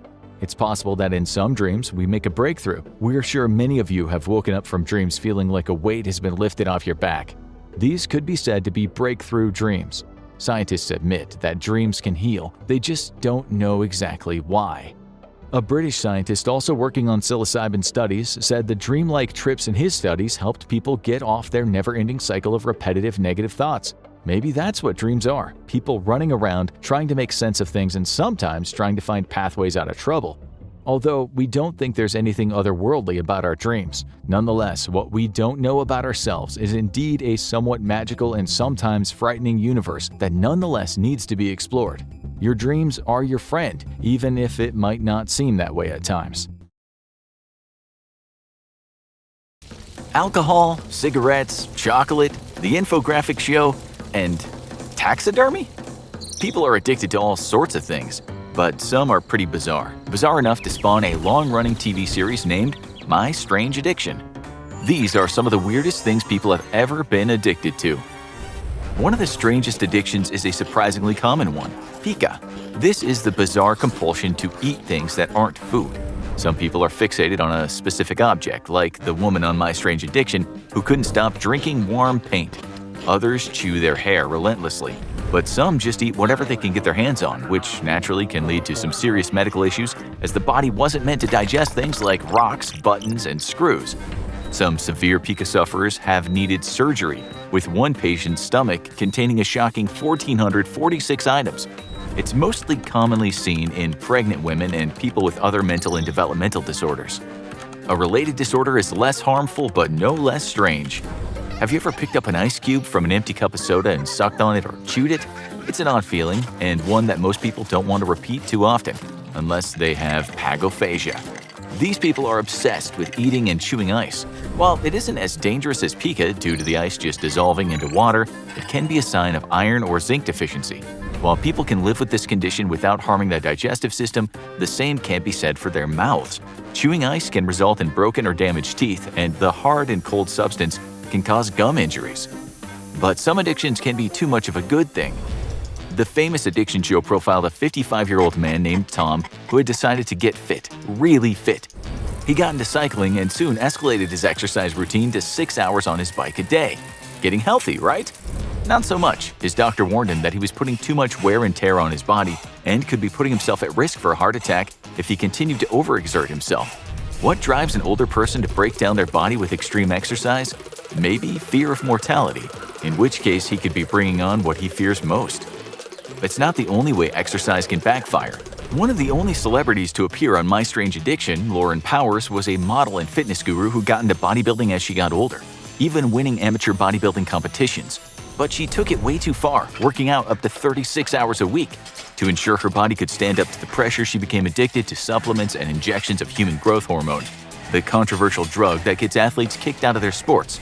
While she beat an earlier substance abuse addiction, the powerhouse motivational speaker seemed to have replaced one addiction with the other. And some health regimens can have even worse consequences. A woman named Kimberly was worried about her weight as a college student, so she turned to a shortcut, taking laxatives to help her food go through her body quicker. It took off the pounds, but kick-started a terrible addiction, to the point where she now takes hundreds of laxatives a day. It wreaked havoc on her body, causing ulcers and malnutrition due to the abuse on her digestive system. Laxative abuse is common among people with eating disorders, but few take it to this extreme without endangering their life. How far would you go to get that perfect look? When most people think about tanning, they think about relaxing at the beach, but that isn't really an option for many people, and that's where tanning booths come in. These artificial sun lamps can give you a bronzed look you're searching for, but they also wreak havoc on the skin and can increase the risk of cancer.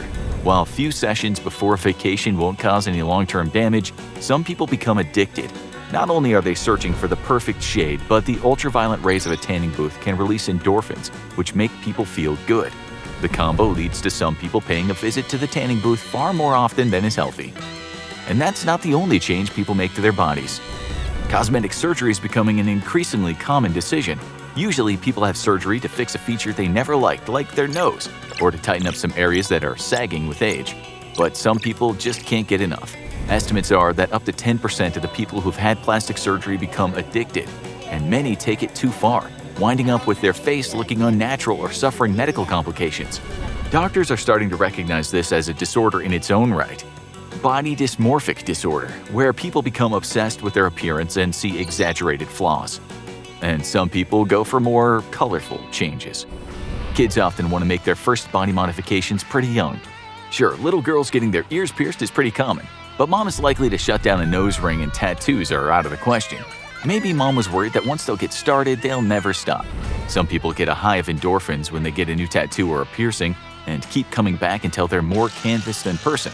Some people have dozens of piercings or more all over their face, or even tattoos over their entire body.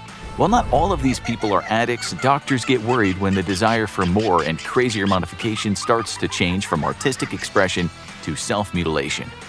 And some people's idea of what's good for them is just nuts. A person indulges in a nice, refreshing drink of human blood? No, this isn't a fictional vampire. It's a woman named Julia Caples, who wants to live the life of one. She claims to feel stronger and healthier after feeding off human plasma, but at least she's not sneaking into people's homes in the dead of night. Caples, who is part of a community of fellow wannabe vampires, uses a ritual knife to take blood from consenting donors. She drinks up to half a gallon of blood a month, a little every day, and claims to have craved it since she was a little girl. But doctors warn that not only is there no nutrition in consuming human blood, it could expose Caples to any diseases that are in her donor's bloodstream. You probably know a few people with this next addiction, but did you know it actually has a name? Oniomania sounds like a serious medical condition, but it's actually just the clinical name for being a shopaholic. While it's easy to joke about that girl you know being one because she seems to have a new purse every month, actual shopaholics struggle to stay afloat. Many find themselves spending any money they have for that high they get from purchasing, landing themselves in serious debt, and hiding their addiction from their families. And there are enough people fighting this battle that support groups are readily available for it. And some people are addicted to a very specific type of purchase. Literature fans are used to this. They have a house full of books, many of which they haven't even read, but they can't stop buying. They'll read this new book on vacation any day now. An addiction to buying books is so common that it even has its own name, bibliomania. And it's usually harmless, except for making it harder to navigate around the house. But in extreme cases, people fill their house with every book they find, often multiple copies of the same book. And when he ran out of money to fill his addiction, Iowa man Stephen Bloomberg stole a staggering 23,000 books, worth over $5 million. It's not the only hobby that can have serious consequences when it goes too far. Your mom probably thinks you're a video game addict, given all the time she had to call you downstairs for dinner. But this is becoming more common, especially with the increase in open-ended video games that never actually have a natural stopping point. When your dad was fighting the good fight against Bowser, the game eventually ended and the credits rolled, which was the perfect time to do his homework. Now, video games encourage both ongoing play and ongoing spending in microtransactions. Video game addicts have spent thousands of dollars they don't have on in-game items, and that's far from the most extreme. Gamers playing marathons have refused to get up, eat, drink, or sleep, which has led to collapses, medical conditions, and even death. Sometimes addictions start the minute you're born. Amy and Becky, two identical twin sisters profiled on My Strange Addiction, were obsessed with looking and acting alike. They wore the same clothing, did the same activities, and even made sure they were always eating the same amount of food down to the ounce, so one of them would never go up a clothing size over the other. Sounds like a cute way for the girls to enjoy being twins, except that Amy and Becky were 44 years old at the time the show aired. They had spent so much time working to be identical well into adulthood that neither of them knew how to live without the other. Family can drive people to strange behaviors. My Strange Addiction profiled a woman named Casey who had recently lost her husband Sean. Sean had been cremated, so Casey would take him home with her. But she had taken that a little too far. She wouldn't go anywhere without the urn, even taking it out shopping with her. When the family tried to stage an intervention, they discovered her shocking secret. She had begun eating his ashes as a way to be closer to him. While cremation ashes are sterile and not dangerous, it was clear that Casey's grief over the loss of her husband had developed into a bizarre addiction that was only escalating. She's not the only person that had unusual methods of dealing with death. Barbara, another woman profiled on the show, suffered severe tragic losses in her life that led her to become obsessed with death and what comes next, to the point where she spends most of her time in the cemetery. Rather than fearing death, she believes that she's counting down to being reunited with everyone she's lost and relates more to the dead than to the living. When she's not in the cemetery, she's obsessively planning all the details of her own funeral, including writing her own funeral in advance. While self-planned funerals are becoming more common, few people treat it like an event they're looking forward to. And one man took this fixation with death even further. In one town in Brazil, funerals have a constant presence. A man named Luis Scarisi attended the funeral of his father in 1983 and then never stopped. He's attended every funeral in his town for over 3 decades and says that the first thing he does every morning is to check the obituaries. He even calls the hospital to find out about recent deaths. Squarisi is known all around town by the funeral directors, and it's rare for any family members to object to his presence at the funerals, even if he's never met the deceased. An odd obsession, but one he seems likely to continue until he attends one final funeral as the guest of honor. The desire for companionship does odd things to people. Debbie is one of many cat lovers in the world, but she takes it a little further than some. She has 12 cats and began collecting them since her husband's death. She centers her life around them and is willing to do anything for them, including cause herself physical harm, because Debbie is severely allergic to cats. She makes do with the allergy medication and suffers through her symptoms, despite the fact that her doctors have told her that her feline obsession is a danger to her overall health. Cats, sure, but rats? Teresa, another My Strange Addiction fan favorite, has a unique choice in pets, hairless rats, 52 of them. Her entire apartment is full of cages containing her not-furry friends, and she had to quit her job to keep up with feeding the rats and cleaning the cages. This has even led to her becoming estranged from her daughter, who was disgusted by what her mother's home was becoming. Unlike many of the other people who use their addiction as a coping mechanism for being alone, Teresa does it to have a family, at least until her daughter reaches her breaking point. A common cause for addictions is the search for comfort, but that can go way too far. Another episode profiled Krista, a loving mother of 12, but her children were all stuffed teddy bears. It's common for a child to get attached to a stuffed animal, but pretty rare for that to continue into adulthood. And Krista's obsession had only deepened. She had given each of them their own names and personalities and spent much of the day taking care of them, including a nightly bedtime ritual. Despite this, she managed to get into a relationship with a non-Ursine man, but he was increasingly frustrated by the fact that she spent more time talking to the bears than to him. But if you ask Krista, she didn't have a problem. For some people, those childhood obsessions never go away. It's common for children to carry around comfort objects, and separating from them can be a hassle, as any parent who has tried to wash that favorite blanket has found out. While this usually fades away as kids get older, people who experience trauma can often develop a stronger fixation on an object that soothes them. Whatever caused her fixation, Tamra from My Strange Addiction was still carrying her childhood pillow, named Boo, around wherever she went as an adult. This included toting it along with her in her shopping cart in the grocery store. While less disruptive than some addictions, it was sure to cause some odd stares, to say nothing of the awkwardness if she had to go to a furniture store. But some obsessions with objects take a more bizarre turn. It's not rare for guys to get a little too obsessed with their car. Maybe they get paranoid about anyone eating or drinking in it, spending way too much time buffing it and even giving it a name. But that's nothing compared to Nathaniel, who not only named his car Chase, but seems to believe he's dating the automobile. He hasn't been in any other relationship due to his commitment to the car, and even takes the car out on dates as part of a romantic relationship. He should probably hope the local drive-in doesn't close or things could get awkward.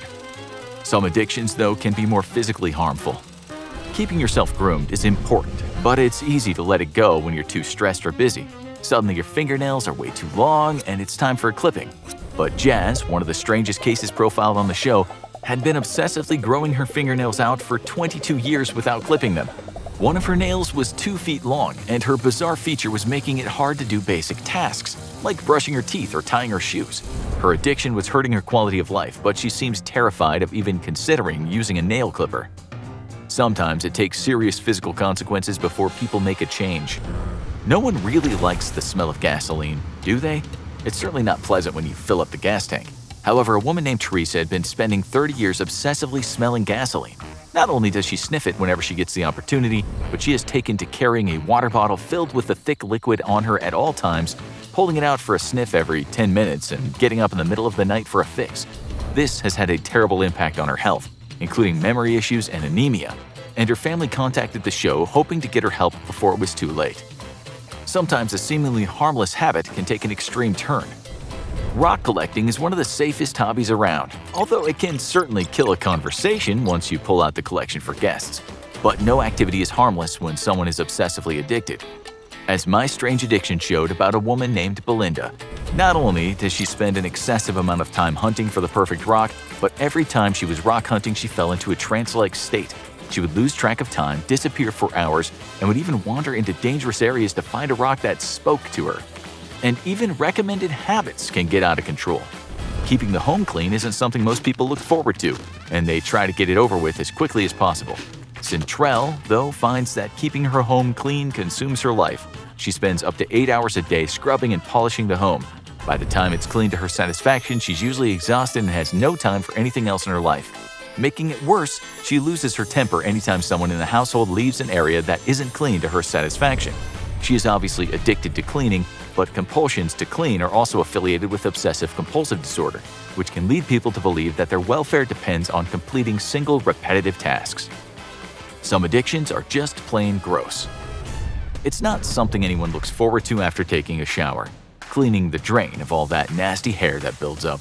But in one of the most memorable episodes of My Strange Addiction, a man named Evan suffering from anxiety found that his gross ritual was the only thing that relieved his tension. Not only did he look forward to doing it every time he showered, but he started doing it in social situations. Whenever he was in a new person's home, he would sneak away to their bathroom and clean their shower drain for them.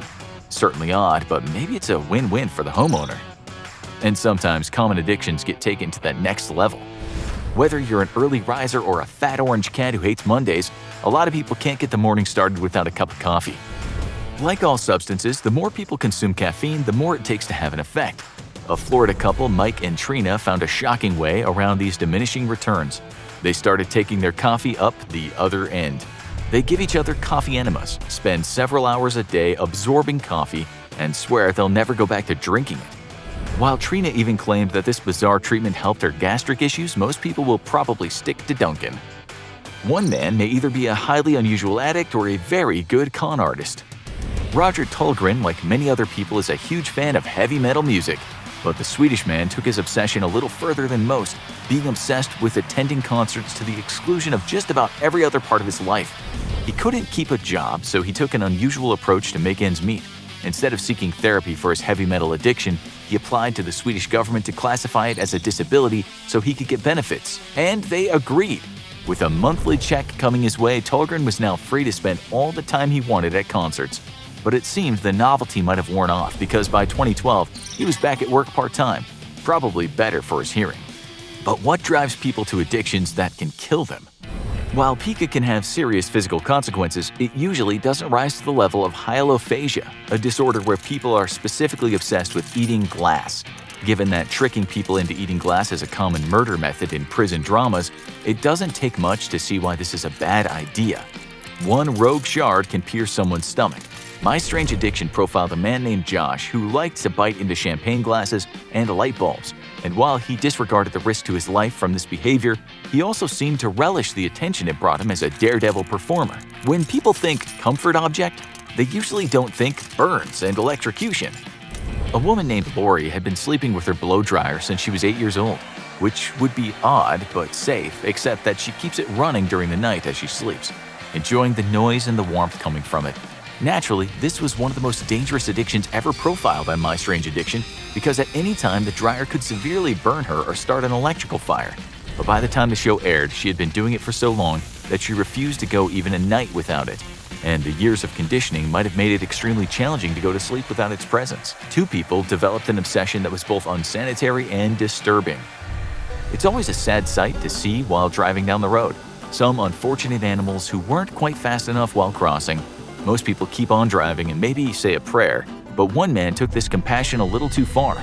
In Season 3, My Strange Addiction followed a man who collected roadkill and gave them proper burials, but that was nothing compared to Diva, a young woman who was obsessed with taxidermy, that she spent much of her free time searching the roadways for dead animals. She would bring them home and stuff them, creating an elaborate collection of preserved animals, much to the worries of her friends and family, who were worried that the constant contact with roadkill might expose her to deadly parasites. And then there's one man who took celebrity worship way too far. When people think of Justin Bieber fans, they usually think of teenage girls screaming at concerts. But one German songwriter might have been the biggest fan of all. Tobias Sheldon didn't just enjoy Bieber's music, he wanted to be the younger pop star and spent over $100,000 on plastic surgery to transform himself into a double of the Canadian singer. The results were mixed, as the fact that he appeared on both My Strange Addiction and the plastic surgery show Botched indicates. Sadly, Sheldon's Bieber obsession led him down a bad path that eventually led to his 2015 death. But one of the most common addictions may be one you have without even knowing it. How many hours have you spent aimlessly scrolling social media? You don't even enjoy it, all the news is so depressing. It's even gained a name, doom scrolling. Yet you and millions of others may actually be addicted to social media. The big sites like Twitter, Facebook, and Instagram all encourage endless scrolling, and many people find it taking up an abnormal amount of their day. Like online gambling and video games, social media addiction is one of the newer types, and addiction specialists are scrambling to figure out the best ways to help people kick the habit. But My Strange Addiction has been off the air for more than half a decade, so no documentary crew is coming your way to follow you around as you yell at random Twitter accounts. A man is sitting in front of his computer, mindlessly scrolling down his Facebook newsfeed. He's been feeling a bit insecure since losing his job and getting dumped by his girlfriend. But it's his good fortune on this particular day that he comes across one of those bunkum posts that say, "If you can correctly answer these questions, you have a genius-level IQ." Lo and behold, like his friends before him, he scores a 10 out of 10 and is rewarded with the knowledge that he's a genius with an IQ over 160. He seems blissfully unaware that most 10-year-olds could get those questions right. Nonetheless, he's not too bright, and so he shares his results, which is exactly what the creators of the post wanted him to do. Poor guy, if he had a higher IQ, he might be savvier to the manipulative guff that does the rounds on social media. Okay, so this guy knew the capital city of France, and he understood that the chemical formula for water is H2O. He even knew that Earth was the third rock from the sun. We hate to burst his bubble here, but that doesn't mean he has a high IQ. Far from it. You can't base IQ on the ability to answer a handful of easy general knowledge questions. There are even games of Spot the Difference surfacing on Facebook these days, stating that if you can spot the 10 differences, you have an IQ of 180 or over. Before we tell you how you can easily improve your own IQ, you need to know a few things about what IQ actually means. Its full name is intelligence quotient. Such standardized tests have been around since the late 19th century, with their purpose being to help judge a person's intelligence. Sometimes the tests were given to see if a person's background, often a child, affects their intelligence. For example, does poverty affect IQ, or does bloodline make a difference? During the First World War, the American Army gave new recruits such intelligence tests so it could try and judge what a person could or couldn't do. It still does that now. Later, industry and education started using such tests. There are a lot of different IQ tests, but if you've ever taken one that has a vast number of questions and gives you a headache, you'll know that to get a lot of questions right, you'll need to be good at a few things. Those are usually arithmetic, abstract reasoning, logic, vocabulary, and spatial reasoning. Other tests focus more on memory. The average IQ is around 100. If you score over 145, you're in the top 0.1 percentile. If you get below 70, you're in the bottom 2.1 percentile. We shouldn't have to say it, but if you can spot a missing cat paw on a sketch, it has no bearing whatsoever on your IQ. In fact, if you fell for that test, it'd likely mean your reasoning faculties are not top-notch. It's not easy scoring well past 100. Singapore citizens have the highest average IQ in the world at 108. China is 105. Switzerland is the highest European nation at an average of 102. Canada is the highest in the Americas at an average of 99. The US averages 98. The UK average is 100. Brazil is just 87, India 81, South Africa 77. Don't fear if you did a test and were below average, because between 85 and 115 is considered the normal range. There are different kinds of intelligence too. No doubt a gifted computer programmer would score high in a general IQ test, but someone who'd grown up farming in a hill tribe from Southeast Asia would likely score low. Then again, ask that programmer to survive up in those hills, and for all his intelligence, he'd likely fail. All the same, if that farmer had an IQ higher than his peers, he might be faster than them deducing tricky problems on the farm. You might have an average IQ and still write a novel or a historical piece of nonfiction that will be read for centuries to come because your insights were outstanding. There's also plenty of people with genius-level IQs who struggle to get a job. Still, a high IQ overall is an indicator of success, although social class is way more important when it comes to making it in life. Success also depends on the environment you grew up in. You might also have an average intelligence but were schooled at Eton, where British political leaders and other ruthless capitalists often cut their teeth. You could have a high intelligence in Britain but were schooled at a place nicknamed the Zoo and grew up with selfish parents that at best acknowledged your existence when feeding you your meager daily ration of baked beans on toast. But if you had parents that instilled in you self-confidence, perseverance, self-awareness, open-mindedness, creative thinking, critical thinking, well, that could work out well even if you were poor. There are so many factors when it comes to success, including having lady luck on your side, but in general, a high IQ is better than a low IQ when it comes to getting by in the world of work. But again, we must point out the environment you grew up in. Poverty and trauma is a serious issue that should never be overlooked when considering intelligence. For centuries, the wealthy folks in the world have looked down on the poor for their alleged low intelligence, calling them names like white trash. It's not as if those rich folks were born with big brains. Their success was simply down to where they were born, in some cases at least. Before we get to the teaching part of the video, let's look at some examples of high IQs in the real world. You have an American man named Richard Rosner. His IQ is off the charts. He scored a 190 on some test. He's had some strange jobs too, at one time working as a nude model and another time as a bouncer. Then there's the Greek man Evangelos Katsioulis with an IQ of around 198. He's said to have one of the highest IQs in the entire world. He currently works as a psychiatrist in Greece and is also the founder of the World Intelligence Network. The South Korean-Japanese man named Xiao Yano started college at the young age of 9 and had a PhD by the time he was 21. His IQ is an astounding 200. This former child genius now works in child neurology. The Guinness Book of World Records once had an American woman named Marilyn Vos-Savant as having the highest IQ. She once scored a 228 on an IQ test, although some people have questioned the formula used on that test. Still, she's a genius, there's no doubt about that. These people seem to do well in life, giving strength to the theory that high IQ leads to success. But what about the American guy named Nathan Leopold? He had an IQ of around 200, but he ended up in prison for committing murder. He thought he was so darn clever that he could commit the crime of the century and get away with it, but he was wrong.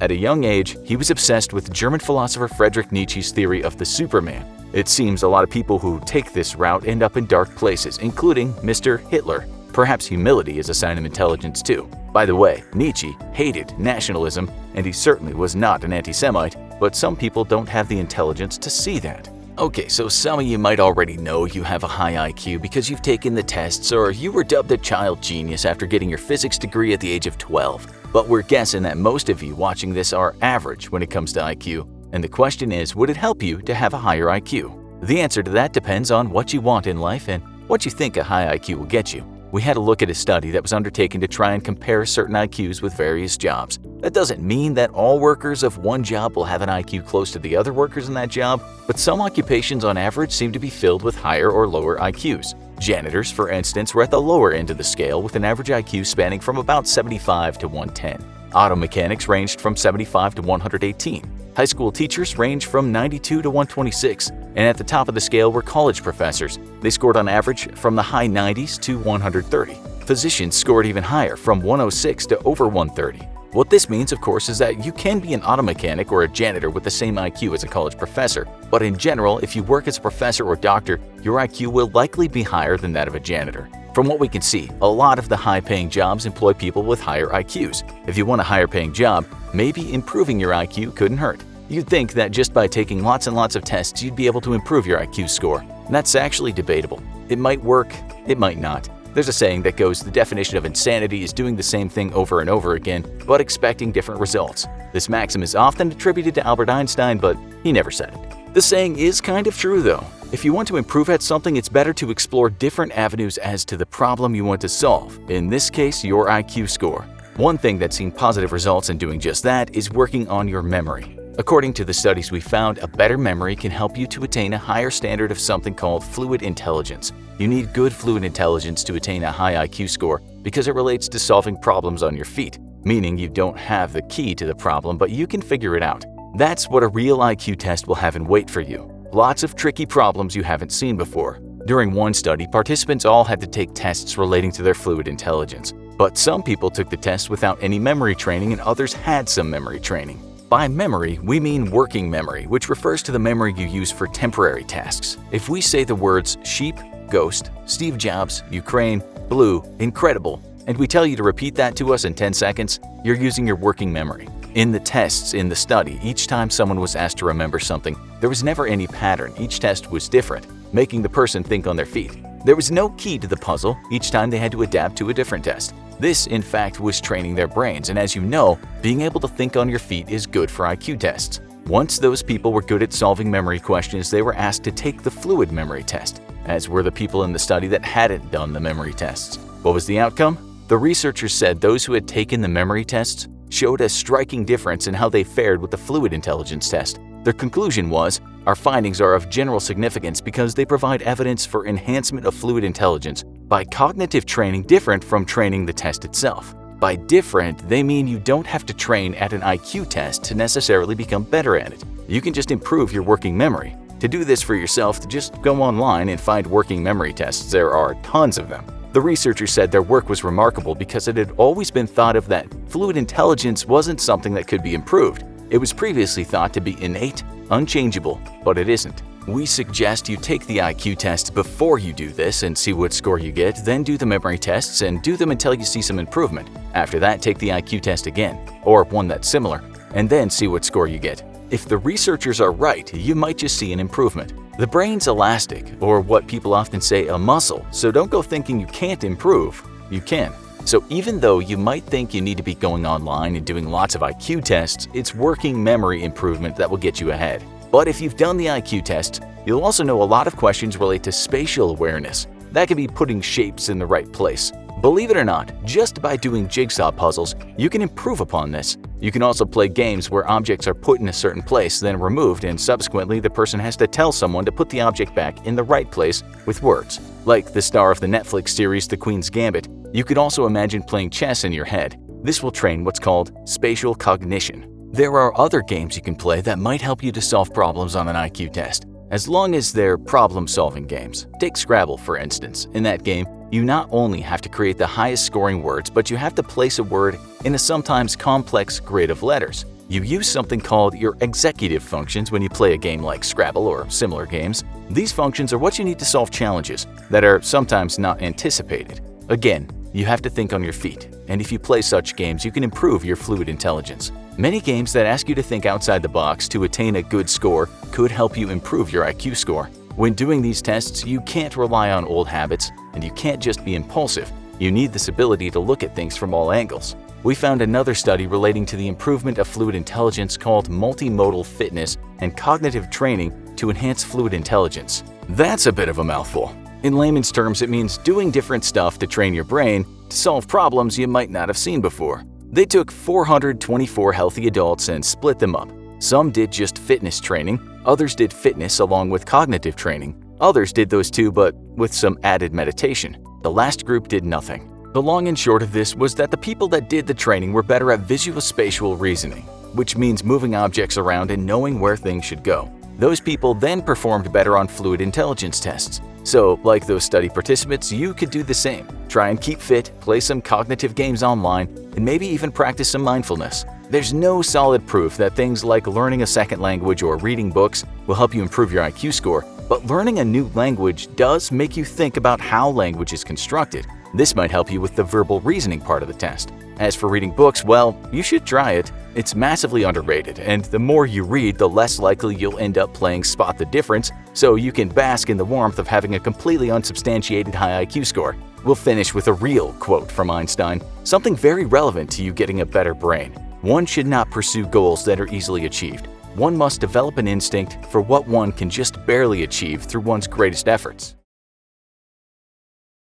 You've all likely experienced this. You dreamed something at night and it affected you the rest of the day. You know it's significant, but you're not exactly sure why. While dream interpretation is a divisive matter, there are some things we dream about that many or most dream analysts agree have the same symbolic meaning. Saying what dreams mean is certainly a pseudoscience, but many people share the same theories. Some of you might say you never dream, but it's very likely you do, but you just don't remember them. If you are able to remember your dreams though, here's several dreams you should definitely not ignore. Teeth falling out. Many people have had this one. You might just be eating with your family and suddenly you feel something loose in your mouth. You put your hand in your mouth and out comes a tooth. You're shocked, but dig a little more. Out comes another and then another. It's panic situations and you might even wake up from the shock. But what does this mean? Well, the very thought of losing one's teeth causes anyone a lot of stress. We wince when thinking about someone falling down and hitting their teeth or something. These chompers of ours, firmly embedded in our gums, are a lifeline in a way because they help us to eat and survive.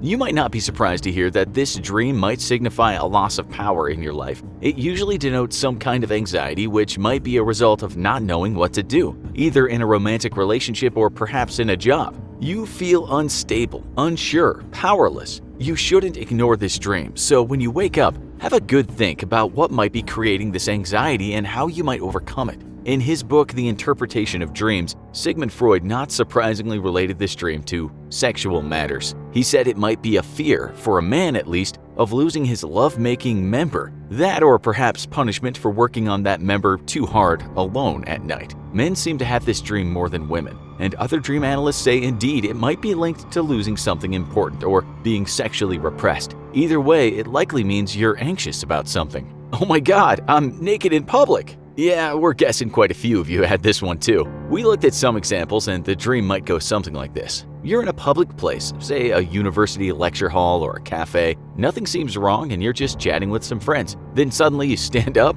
and you realize you're completely naked. The people around you notice too, of course. Even in the dream, the feeling of shame captures you. It's not a nice feeling at all. But what does it mean? Well, it could be related to a feeling of not wanting to be unmasked. Perhaps you're faking it in some part of your life and subconsciously you know that. Or perhaps you feel you're not good enough at something and sooner or later someone will find out. Then comes the shame when they do find out. In a story in the Huffington Post about this kind of dream, the writer said analysts aren't exactly sure what it means, but hey, who could be exact about the meaning of a certain dream that millions of people have? Saying that, the writer said that most psychologists say it's connected to being embarrassed or uncovered in normal life, and the subsequent shame you feel from that. It's not related to wanting to show your crown jewels to friends in the public.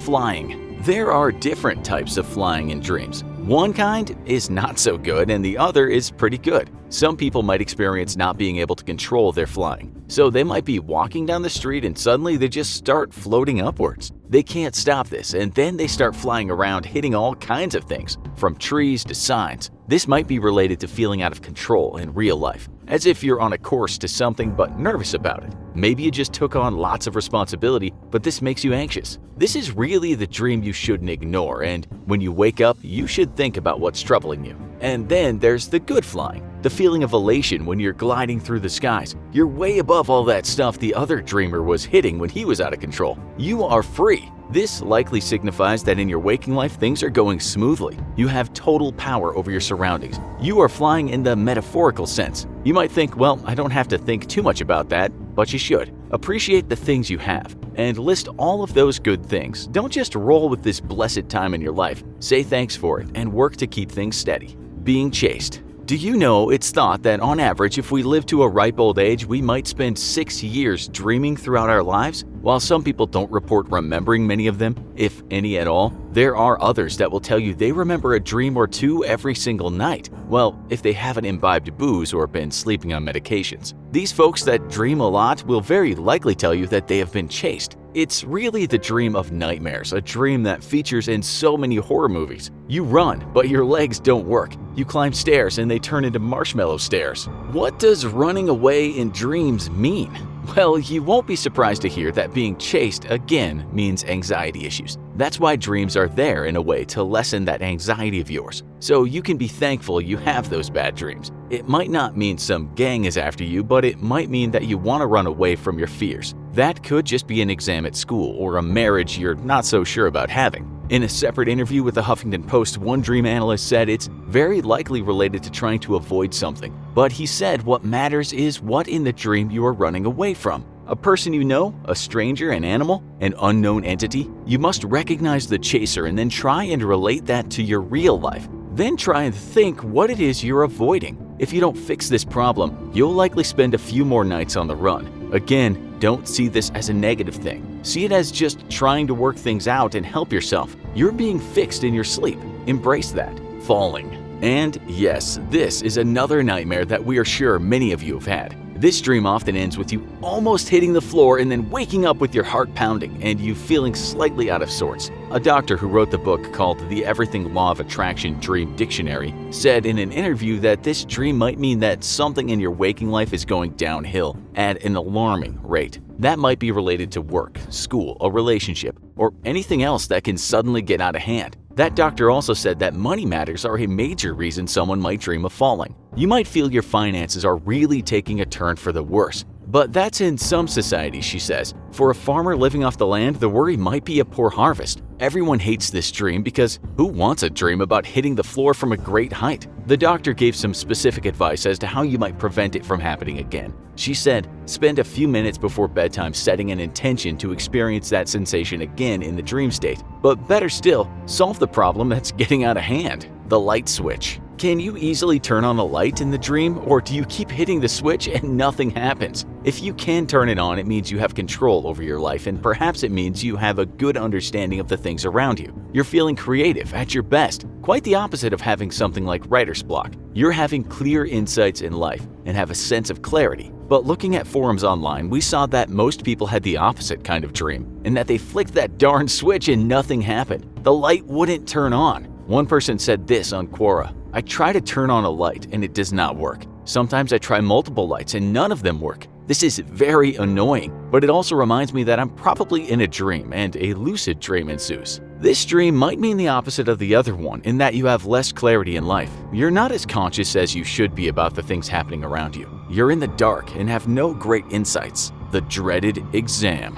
Another common dream is taking an exam, and it might not mean you're in school. Many times the dreamer will turn up for the exam and then they realize they're totally unprepared. They can't answer one question, the pencil doesn't work, the clock seems to be running at 10 times the normal speed. This means in life you feel unprepared for something. And indeed, for people in education, it might actually mean an exam. A man that wrote the book The Hidden Meaning of Dreams said just that. He said examinations are stressful experiences in which you're made to face up to your shortcomings. To dream of failing an exam, being late for one, or being unprepared shows that you feel unprepared for the challenges of waking life. Cheating. Don't read this as cheating on exams. What we mean is cheating on a partner, what we call an act of infidelity. For some people, well, many people, this person you're getting it on with is not even someone in real life that you're particularly interested in. So what's up with that? Cheating for no good reason? The author of the book, The Complete Idiot's Guide to Dream Dictionary, said this is the simple reason. If you or your partner cheated in your dream, one of you isn't getting what you need from that relationship right now. The other dream analyst said it might not have anything to do with relationships at all,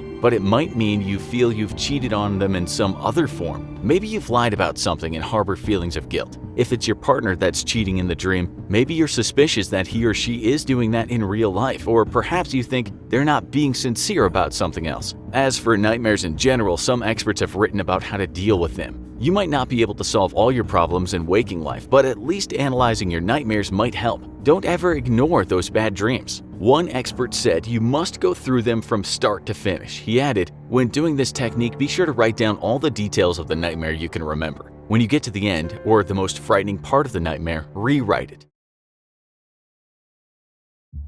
Have you ever wondered if you might be a psychopath? It's thought that about 1% of the population might test positive for psychopathy, so that might mean that some of you could find out today if you're 1 in 100. We're sure you'll tell us how you did at the end. We won't go through everything here as to the genesis of psychopathy, but we will tell you that there's something called a psychopathy checklist. Mental health professionals might use this test as a psychopathy test. That's what we'll use today as the basis for our questions. We should say not to get too worried if you don't like the score you get, because to really understand how your mind works, you have to consult with a professional. This is not meant to support a diagnosis and is just a quiz. We'll tell you what the scores mean at the end. You can score the test as follows. 0. This does not apply to me at all.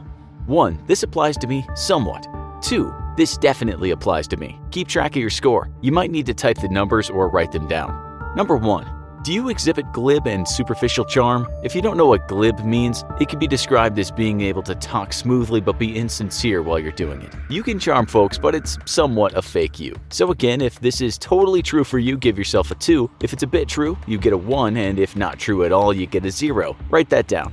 Number 2, do you have a grandiose estimation of yourself? You know, do you have a really high opinion of yourself, but others might think that you have too high an opinion? You don't care. You know you're superior to them.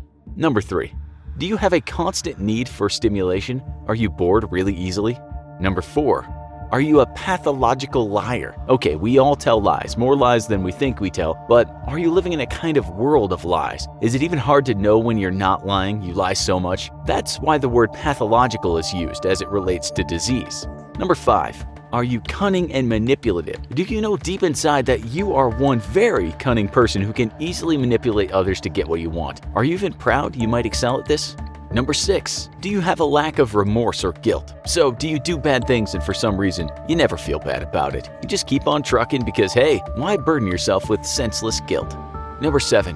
Do you have a shallow affect? We guess you don't know what that means. It kind of means when your emotional reactions to things are shallow. They tend to be short-lived, or there seems in you a reduction of emotional response to certain actions or events. You might feel nothing or little when people around you are drowning in emotion. Number 8. Are you callous and do you lack empathy? This is similar but not the same. Imagine when people see something that should elicit sadness but you feel nothing at all. You don't feel sorry for the dying animal in the wildlife documentary. You seem fine when you hear someone's bad news. Number 9. Do you have a parasitic lifestyle? Do you live off of others and have no guilt about this? Number 10. Do you have poor behavioral controls? Is it hard for you to restrain yourself? Do you have little self-control? Number 11. Are you sexually promiscuous? This simply means do you sleep around? Do you have a lot of intimate partners or one-night stands? Number 12. Did you display early behavior problems? Were you the out-of-control little kid? Number 13. Do you lack realistic long-term goals? That's self-explanatory, but some experts say psychopaths might lack goals, but then just say stuff like, I want to rule the world or become an astronaut, but they have taken no steps to do that. Number 14. Are you overly impulsive? Do actions happen too often without much thinking in the process? Number 15. Are you irresponsible? Number 16. Do you fail to accept responsibility for your own actions? You know you messed up, but still, you won't be accountable for your actions. Number 17. Have you had many short-term marital relationships? Many of our viewers won't have been married, but perhaps your relationships never seem to last long. Number 18. Do you have a history of juvenile delinquency? This is more than tantrums as a kid. It means did you get into more serious trouble as a juvenile? Number 19. Have you experienced a revocation of conditional release? This won't mean much to any of you because it means a person has been released from incarceration under the condition that they don't commit another crime, but they do. To make it work for you, are you a recidivist in terms of doing the same things wrong again and again? Do you keep getting in trouble even after you've said you wouldn't do that thing again? Number 20. Do you display criminal versatility? Does crime come easy to you and are you good at it in many ways? Do you have a knack for criminal enterprises, even if just small transgressions such as cheating and stealing small things? So, how did you score? If you scored a 0, you have absolutely no psychopath in you, but it's unlikely many people will get a 0. Many people do score less than 6 though, which might be called neurotypical or normal. On the other hand, if you scored a 40, you might be what's called a prototypical psychopath, a complete psycho. We're told scoring higher than 30 puts you in the psychopath field, but non-psychopathic people who may have some kind of antisocial personality disorder might score between 16 and 22. They might also have a criminal record. As we said, this is not a diagnostic test and shouldn't be taken too seriously. The real tests we leave to professionals. It's a question that irks many neurobiologists. What if we could use 100% of our brains? The idea that we only use about 10% of our brains is a popular theory with no true identifiable origin. It has widely been used as the premise in movies, such as Lucy, about Scarlett Johansson accessing her full brain capacity and developing superpowers, as well as Limitless, about Bradley Cooper taking a drug that also helps him use his full brain capacity and gain superpowers. So what makes this idea so believable, and is there any truth to it? What would real-life super mental powers be like? A lot of us might like to imagine that we only use a small fraction of our potential in order to explain our flaws and imperfections. We like to think that we are capable of being more than we are, but that some obstacle prevents us from reaching the state of our highest being. After all, having an obstacle to something gives us the perfect excuse not to get there. Think about when you don't feel guilty about not going for a run because it's raining outside, or you can't do your errands because there's a reported traffic jam. When there's a justifiable reason to not do something that you don't want to do, you feel content and cozy about not doing it, right? Thus, some people might like the 10% brain idea because it gives them an excuse to be imperfect. It may also provide us with a satisfying explanation for humanity's shortcomings and the odd eccentricities of behavior from other people. Thus, we think, well, we are a higher species, we just can't access our full potential because we only use 10% of our brains. And having an explanation that simultaneously complements what we are while giving us an excuse not to be that way makes us feel satisfied. Well, we hate to burst your bubble, but the idea that we only use 10% of our brain capacity has largely been debunked as a myth. Modern brain scans show us that there's activity throughout the entire brain, even at moments when we're resting. This means that you already utilize the full organ. Now, we know that this piece of information must be incredibly disappointing for you if you were an avid believer of the idea, and you wouldn't be alone. A survey of school teachers taken in Britain and the Netherlands found that as many as 48% and 46% respectively endorsed this myth. In the US, 65% of people were found to believe it. We're sorry to have to inform you that you don't possess the capacity to display any Lucy-like superhuman abilities that we know of. Some people continuously use this claim to explain their psychic abilities. Don't fall for it though, because more often than not, it's probably a hoax or a scheme to obtain your money for sham psychic services. Still, Hollywood endorses this myth as truth with their premises and story ideas for films,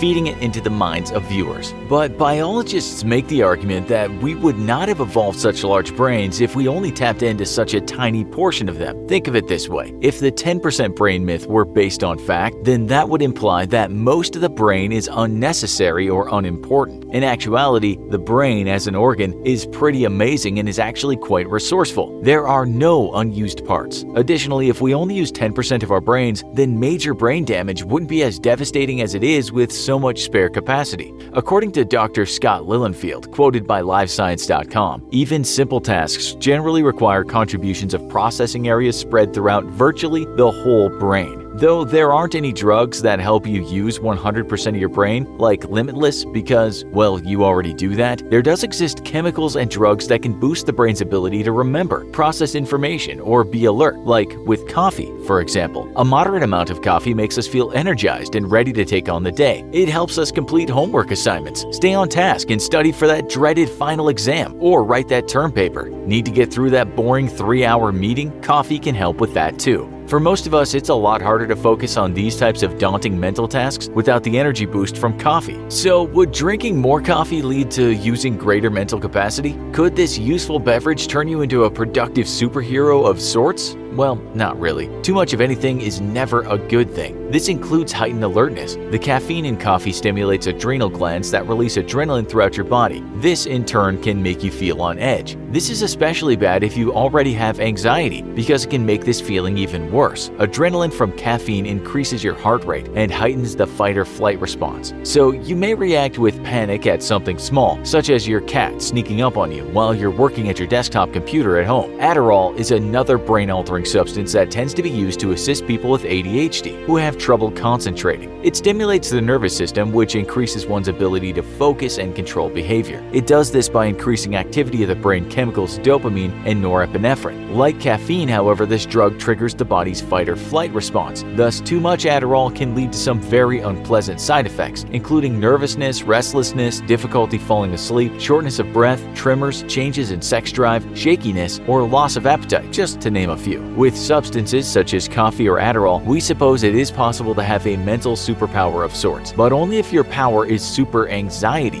We imagine that a heroic figure named Anxiety Man running around fighting crime with his heightened sense of focus at the speed of panic would be pretty amusing, to say the least. Though it's fun to think about, a hero like this would probably not be a good role model for kids, because he would teach the value of dependence on substances. Remember, kids, to drink a cup of coffee or 2 or 3 per day. Also, don't forget your daily dose or dosages of Adderall to go with it if you want to be super hyped up like me. Yeah, we don't think that would go over too well with the parents. Now you may be thinking that since you already use 100% of your brain, there's not much else you can do aside from taking drugs to boost its functioning, which we wouldn't recommend without consulting a doctor. But there are always ways to improve yourself and your mental abilities. So how can you unlock your full potential? Well, for one, you can read more. This might not be what you were hoping to hear. Heck, you might now be thinking that this episode of the Infographic Show has taken a very boring turn. Yet aside from expanding your mind with knowledge, reading also has been shown to improve cognitive functioning. It forces your brain to work, which makes your thinking sharper. So maybe you should actually read the chapters of that book that were assigned to you in your English class. We know you probably don't get Shakespeare. A lot of us modern-day dwellers don't, but we would commend you for trying anyway. Maybe you'll come up with an interesting infographic show topic in the process and send your idea to us, like what's the deal with the Montagues and Capulets and why can't they just get a grip? We'll leave it up to you. Reading isn't the only way to improve brain functioning. Arguably even more boring is solving arithmetic problem. Okay, seriously? You're probably slamming your head against the wall right now with how dull this episode has gotten. If you're shaking your head thinking, yeah right, we don't blame you. A lot of people would choose not to do any of these things if they can help it, but solving arithmetic problems has a lot of benefits, which include stopping your brain from deteriorating too much as you grow older. Our suggestions won't grant you cool mental superpowers like Lucy, but they will help you have the upper hand when tasked with challenges that force you to stretch your brain's cognitive muscles. If your teacher calls on you in class to answer a question, you'll look like the smartest guy there as you immediately come up with the answer. Other kids will either think this is cool or just pick on you for being a nerd. This leads to our other superpower, aside from super anxiety, which is super nerddom. If you combine super anxiety with super nerddom, then you'll have a person who is always on time, always completing tasks and assignments, always doing all the readings, always possessing the answer to every question, and never getting the girl. This individual would also be high on neuroticism. Some people also believe that you can access your full potential by simply being your best self and helping others. This is another way of improving yourself, by being moral and ethical. Now, we've stooped to a new low. If you're still watching this, you might be thinking, okay, come on, you talked about medicine, then reading, then math, and now you're saying we should go volunteer. I watched this show to get away from all that stuff. But there is an abundance of research on the effects of altruism on the brain, which shows the activation of dopamine upon helping others. In essence, helping others makes you feel good. Now, this doesn't mean that we expect you to drop everything and go volunteer at a homeless shelter or risk your life resuscitating a bunch of orphaned, injured puppies from a bus accident while treating their cancer with hugs like the guy she told you not to worry about. Instead, you can do small things like hold open the door for other people or stop and pay someone a compliment. In this way, you can make someone's day, which makes you feel like your best self. This leads to our third real-life superpower, super helpfulness. The super helpful guy makes friends everywhere he goes. People always remember him for being a good Samaritan, positive role model, and friend to the community. A hero with super anxiety, nerddom, and helpfulness combined together shines like a beacon of light. He stands tall and proud with his cape flapping in the wind behind him. When the wind picks up, he jolts out of his skin from the heightened sound while proceeding to tremble in an isolated corner in a fetal position to get over the scare. Then he panics about being late for his new job while offering to work more overtime hours to make up for it. We admit that real-life superpowers aren't as intriguing as action-packed fictional superpowers in movies, so we'll go ahead and wrap up this episode so you can watch an exciting Marvel or DC movie. Chances are, though, we've taken away the believability of these films by shedding an all-too-realistic light on the nature of what it really means to be super powerful. Now that the secret is out and you know you are already using 100% of your brain capacity, you're probably going to sulk in your chair for a while, pondering the meaning of your boring existence in this flat, non-exciting world. For this, we recommend that you try watching our other video, Why Do You Even Exist? Maybe you'll derive some insight from it.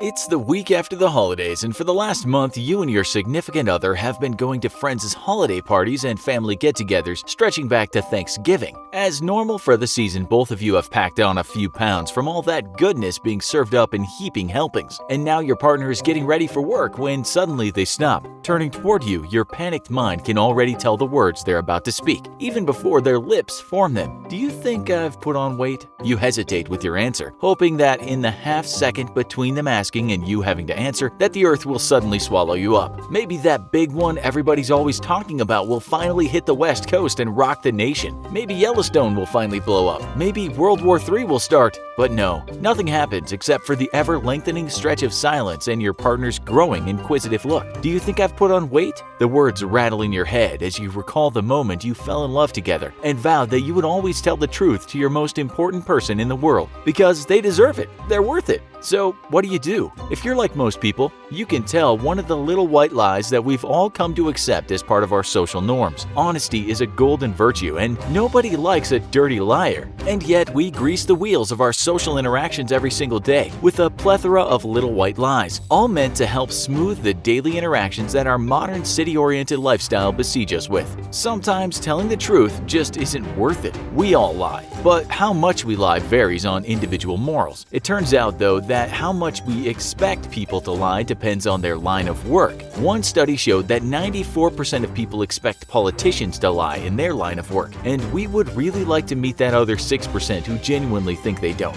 That same study showed that only 27% of people expect their doctors to lie in the course of their work. This disparity is rather interesting when you consider that we probably don't expect our doctors to lie because lives depend on their integrity. And yet, for a politician, the fate of entire nations could rest on their own truthfulness as well. So whether you're a polite little white liar or a liar with pants currently on fire, what exactly goes on in your brain and your body when you tell a lie? And how can you catch a would-be liar? When we lie, often we're given away by the fact that we are simply unable to cue up our verbal and nonverbal behaviors. Our facial expressions may not match the words we're saying, or our posture could be out of sync with our voice. These changes may seem subtle because they are, but after hundreds of thousands of years of communicating amongst each other, we've become evolutionarily hardwired to detect even minute changes in body language. Some of us just happen to be better at it than others. So one of the first things that happen when you lie is you start acting very artificial and inauthentic, setting off the weird alarm deep inside your victim's primitive brain. Their evolutionary training sets off an alarm that something is not quite right about the way you're moving your body in relation to your voice, or that your face isn't quite syncing up with the sadness you're supposed to feel when you're late to work because a truck full of orphans overturned on the freeway and you had to help give CPR. The act of lying involves a careful balancing act on behalf of the liar, which can leave the overworked brain unable to sync up the proper physical movements or emotional displays. That's because when you lie, you're trying to keep track of several narratives all at the same time.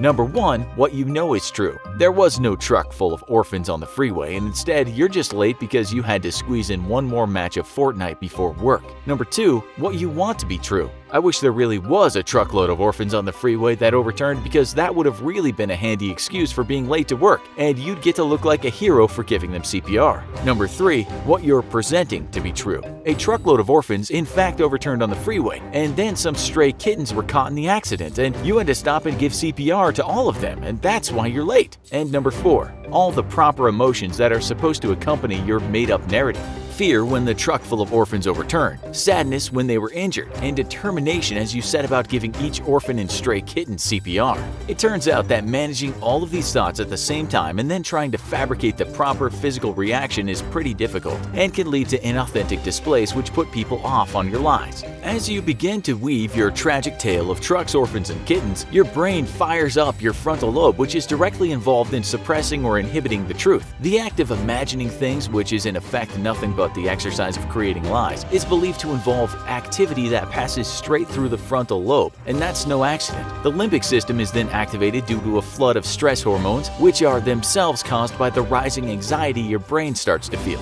Fear of being caught in the lie and the mental gymnastics required to successfully pull off a lie all take a huge toll on your brain, and your brain's electrical activity makes it light up like a Christmas tree due to all the frantic activity that takes place. By contrast, telling the truth requires far less brain activity and keeps the brain relatively quiet. Because you're telling a giant whopper, though, your brain is practically doing somersaults as it fires up the regions of your brain needed for imagination. The part of the brain that accesses your memory so you can make sure your lies line up somewhat with reality, and the part of your brain that coordinates your body's physical reactions so it can sell the lie. Basically, you're putting your poor brain through a triathlon, and this causes a huge stress response. This rise in stress signals throughout the body is exactly what a lie detector is tuned to detect, by the way. With all that stress, your heart starts beating just a little bit faster. The bigger the whopper or greater the consequences, the more your heart beats. Many people will often experience a telltale reddening of the ears as well, as the blood rushes to the overworked brain. However, this is not necessarily an accurate method of detecting a lie, as being part of a stressful situation can often produce the same effect. If your ears suddenly start burning red in the middle of normal conversation, though, this could be a pretty good indicator to the people around you that you're telling a fib. Some people believe that you can tell if someone's lying by their eye movements. Erratic movements or an inability to meet your gaze is often considered a sign of lying, but the truth is far more complicated than that. Most people have normally very active eyes when they're in the midst of conversation, but it's hypothesized by some that you can tell what a person is thinking about by simply observing how they move their eyes as they talk to you. If someone looks up and to the left,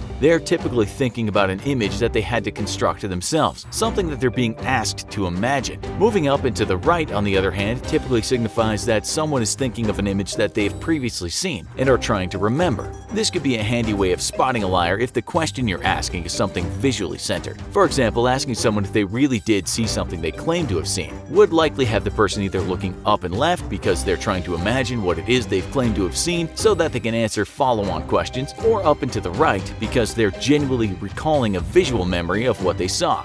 But this connection between eye movement and cognitive function has been called into question by many and has yet to be conclusively proven one way or the other. Lying and the physical stress it causes also tends to manifest in the shoulders, and you might see someone literally bending over slightly from the sheer weight of the mega whopper they've been telling. A very slight crunch or roll in the shoulders could be indicative of the weight of someone's untruth as it rests on their minds. Often someone under the stress of a particularly big lie will engage in self-pacifying actions, small gestures that bring comfort and help calm us in very stressful situations. This can include things such as touching your face, licking your lips, or massaging your neck, though again these signs typically only manifest during large or stressful lies. Overwhelmingly though, the stress of a lie will lead to higher blood pressure as well as an increase in respiration. If someone appears to be breathing just a tad bit faster than normal, this could be a strong indicator that they're telling you a lie. The average person lies 1.5 times within the first minute of meeting someone. The vast majority of this is, of course, the greasing of social wheels, which makes our daily lives livable. Yet, the stress of telling real lies is proven to be detrimental to your health. Lies force your brain to work over time and your body to respond as if in a high-stress situation. The more you lie and the more you have to keep up with old lies and pretend you're not lying, the more stressed out your body and brain become. So take a cue from us and learn to live telling the truth, because in the end it turns out that honesty really is the best medicine in this case. Sure, you might have to deal with a few awkward social situations, but as long as you're respectful and polite, people will learn to value and even admire you for your unshakable integrity. And anyone who doesn't, frankly, isn't someone worth keeping in your life in the first place, because they're probably a liar themselves. German philosopher Friedrich Nietzsche once said, "Without music, life would be a mistake." He was probably onto something. How many of you can remember the first song you appreciated, when as a small child you started tapping your feet and realized a bunch of notes, a catchy melody, could make you feel happy or even ecstatic? This happens to us at a very early age, perhaps before we're old enough to really understand what music is, before we cling to a genre as an identity, or can fully respect the depth of the music itself or the lyrics that sometimes support it. It's as if we like music a priori, meaning our love of music was kind of built in. And today we're going to try to understand why we love our tunes. In this episode of the Infographic Show, why do we like pop music? There are lots of reasons why we like music, and it's not all about neurochemistry and dopamine hits. For instance, music can be tribal. It can symbolize how we feel at certain times in life, represent our ethos, our club, so to speak. The punk music of the 70s defined a clique, where you could say that classical music has often been the favored music of the upper classes. But first, let's talk about the science of why we like music. We warn you, our relationship with music is complicated. Later, we'll also discuss why so many people like popular or pop music. In 2001, a study at Montreal's McGill University set out to find what happens in our brains when we listen to music. Those neuroscientists told us that they used something called magnetic resonance imaging to see what happened in our brains when we listened to what they called pleasurable music. They did not define pleasurable, so we can't say if the music was the Wu-Tang Clan, Ed Sheeran, or Arcade Fire. Perhaps different styles of music have different effects on the brain, but we'll get to that later too. Okay, so the scientists told us that we listen to pleasurable music, parts of the brain called the limbic and paralimbic areas are activated, and these are connected with the feeling of euphoria. Yep, we get a dopamine rush from music, just as we do when we make love, complete a jigsaw puzzle, or bite into double-dipped chocolate lava cake. But the problem is we know that we get a rush from making love, so we make love more and procreate, and humanity goes on. We know we get pleasure from food, so we eat and don't become emaciated and finally dead. But why does someone blowing into a saxophone give us this rush?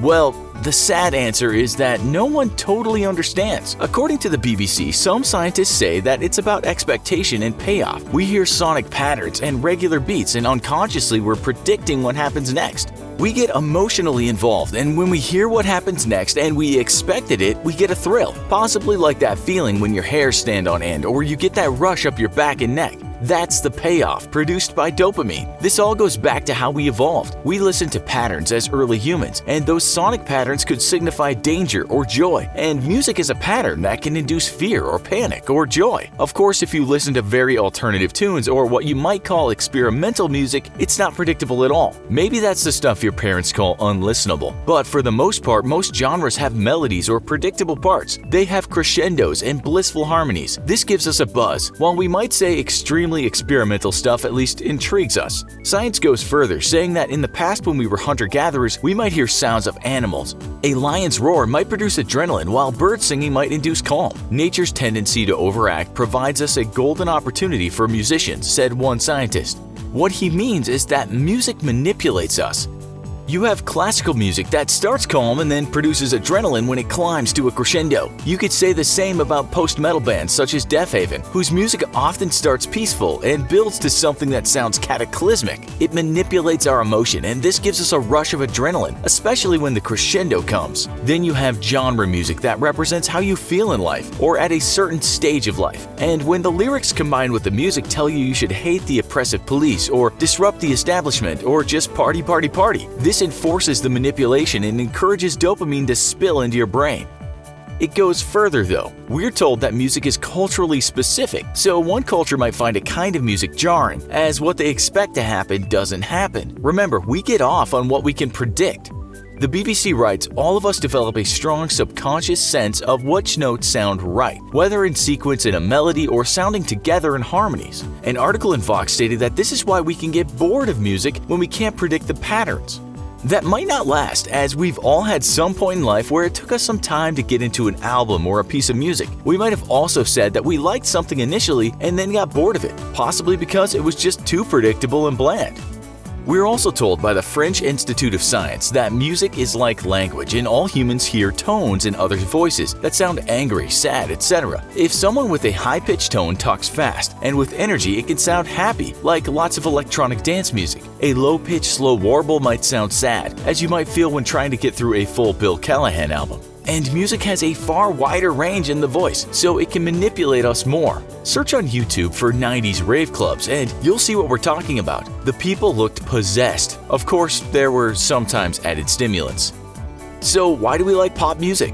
In a book called The Rest is Noise, the writer said, "Music may not be inviolable, but it is infinitely variable, acquiring a new identity in the mind of every new listener. It is always in the world, neither guilty nor innocent, subject to the ever-changing human landscape in which it moves."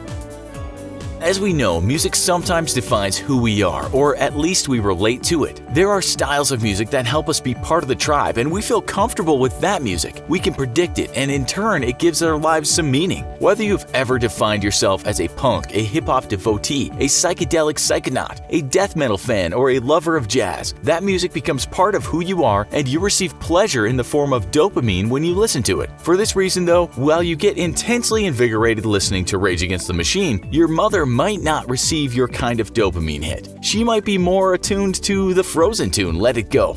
We're not all alike. Another study asked 126 participants in Montreal to bring in all the songs they really liked. They then tried to see how much pleasure a person derived from listening to songs of different genres. By looking at the brain, they could predict how much time a person would spend or was willing to spend on a certain song. Those areas included the amygdala, which is involved in processing emotion, the hippocampus, which is important for learning and memory, and the ventromedial prefrontal cortex, which is involved in decision-making, wrote the scientists. They concluded that people just listen to music that they've experienced already and can predict. It's what they feel at home with. They said we have a musical template, and even when we listen to something new, we are using those templates to see if the music fits with what we're accustomed to. The problem is that this study doesn't solve why we have such different musical templates. We might grow up in the same household as someone at similar ages, and they have very different tastes in music. This might just be because we've been around a musical style that the other hasn't. It might be about tribe, but it might also just be about something we were born with. Perhaps we're made with a musical template that indeed there is something innate when it comes to musical preference. Now, with pop music, it's usually very easy to listen to and it's very predictable. It's usually not full of nuance and we don't have to be refined musical aficionados to like it. It's made that way so it sells, and it's liked by the largest audience. In one article, a researcher wrote, pop music is actually getting more and more homogeneous. The study at the Medical University of Vienna in Austria looked at 15 genres of music and 374 subgenres. They studied each genre's musical complexity, and they found that the more complex the music was, the less it sold. The best-selling music was simple. It was what they called generic. They wrote that music is becoming increasingly formulaic in terms of instrumentation under increasing sales numbers due to a tendency to popularize music styles with low variety and musicians with similar skills. Could we cynically call this the dumbing down of music? The great big sellout? Well, business is business, and if producers can create something formulaic that we can all easily predict and enjoy, that doesn't offend, doesn't cause fear, doesn't upset even the most sensitive parent, perhaps they're just doing their job. Pop music is also marketed well, and it's what we are exposed to a lot. It doesn't carry serious messages, it doesn't attempt to have profound social impact, and the majority of people just want something easy to listen to that they're familiar with. That's not to say bands with serious messages haven't broken the charts. Just look at Kendrick Lamar, Nirvana, the Red Hot Chili Peppers, and even our dear old Beatles. They all did extremely well and were not what you'd call simple pop. The later Beatles, at least, or trying to be something they weren't.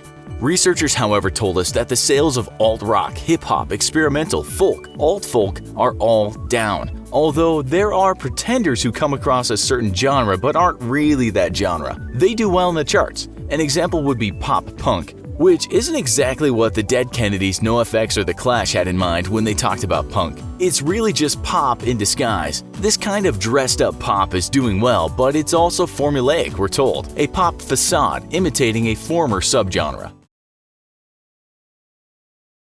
A central tenet of attachment theory is that a person's relationships in adulthood stem from a history of attachment, dating back to our earliest relationship. That is, the bond we formed with our mother, father, or other caretaker after birth. Our first relationship is often thought to set the stage for future relationships as we grow and move forward. So then, does this mean that if you experienced bad relationships in childhood, that you're doomed to have continued terrible relationships throughout life? There exist different theories of thought regarding this, of which we'll examine in order to best answer this question. First, we must look at it from the very beginning, starting with the first relationship we've ever had. At birth, we immediately recognize our mother's scent and the sound of her voice from being inside the womb. It's a familiar welcome into a new, unfamiliar world of life. So from this point, how do our first attachments evolve? In 1964, Rudolf Schaefer and Peggy Emerson studied 60 babies for the first 18 months of life. In order to uncover the answer to this question, they examined factors such as separation anxiety, stranger anxiety, and social referencing, or the extent that a child looks to their caretaker to check how they should respond to something new. They found that a baby's attachments develop in 4 stages. From birth until 6 weeks of age, a baby is thought to be asocial, meaning that they will react and smile to different stimuli, whether it be social or non-social. For instance, they might smile at a toy just as much as they'd smile at their mother. From 6 weeks to 7 months of age, infants go through the indiscriminate attachment phase. They prefer human company, though most will respond equally to any caregiver. After 3 months old, babies will start preferring familiar faces over unfamiliar ones. Specific attachment starts from 7 to 9 months of life. This is when babies start having a strong preference for a single attachment figure, such as a mom. The baby looks to the mother for security, comfort, and protection. It's during this time when babies become uncomfortable around strangers and cry when separated from their mothers. Some will express more anxiety than others. Nevertheless, the presence of separation anxiety is evidence that an attachment has been formed. This initial attachment usually fully develops by the baby's first year. Strongly attached babies tend to have mothers who respond quickly to their demands, whereas weakly attached babies have mothers who fail to interact. Finally, multiple attachments begin to form at 10 months onward, when babies gradually grow more independent and form relationships with more than just the mother, including other people and family members. Psychologist Erik Erikson developed his theory of psychosocial development, which discussed potential conflicts that can erupt during this time in life. According to Erikson, from birth until the first year, we go through a stage of life known as trust versus mistrust. As infants, we need to be able to trust trust that our caregivers will be there to provide us with our basic needs. If our needs go unfulfilled, we may grow up to be suspicious and mistrustful. Erikson formulated a total of 8 stages, but for the sake of not wanting to overwhelm or bore you with too many theorist stages, we won't go into that now. Instead, we'll discuss monkeys, rhesus monkeys to be exact.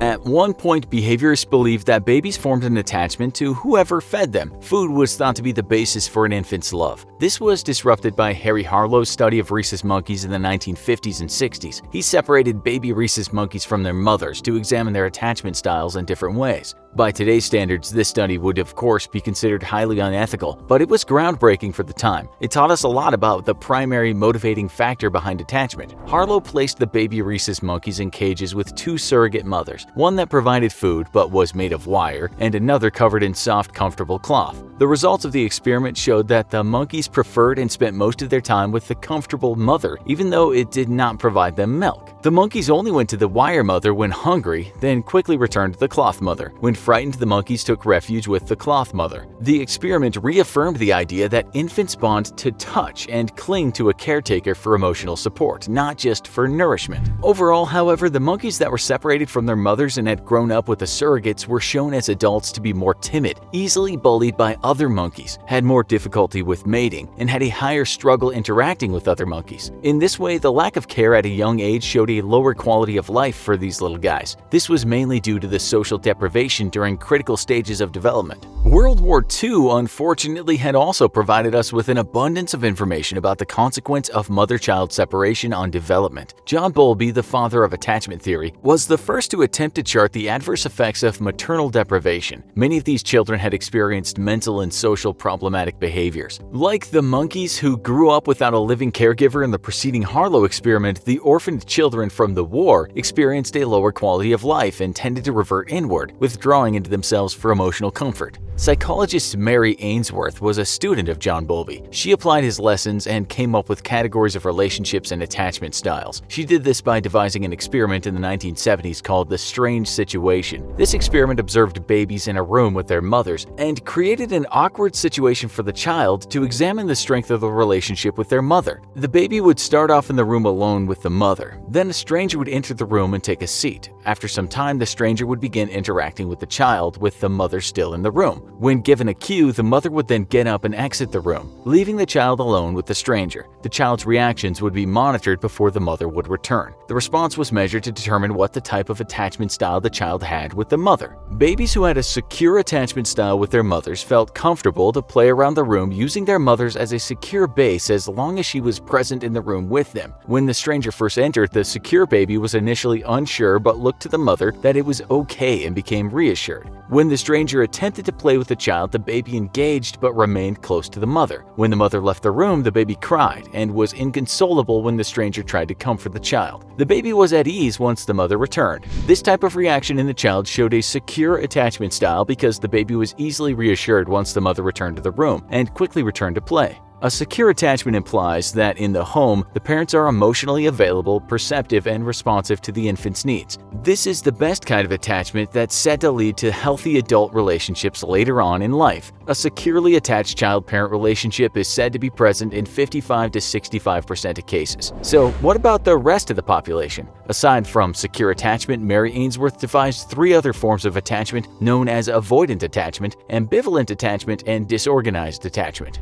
With an avoidant attachment style, in the strange situation, the baby did not use the mom as a secure base and often didn't even flinch when the mom left the room. When the mom returned, the baby acted as if she wasn't even there and just continued playing. The child was mostly indifferent to whether she was in the room or not. This style is said to be present in 20 to 30% of cases and is thought to occur when parents are emotionally unavailable in the home, unresponsive, and neglectful. The internal working model is as such: mom doesn't respond to my emotions, so I'll just try to be more independent. The infants protect themselves by dissociating contact with the normal need for connection. Emotions are more repressed using a deactivating strategy with regard to attachment. This may lead to a greater likelihood of aggression later in life. Ambivalent attachment occurs in 5 to 15% of cases. In the strange situation experiment, infants with this attachment style were more alert to the whereabouts of the mother while playing in the room. They were very clingy and became upset when she left the room. Upon mom's return, however, the baby was not comforted. Instead, the child reacted with fits of anger.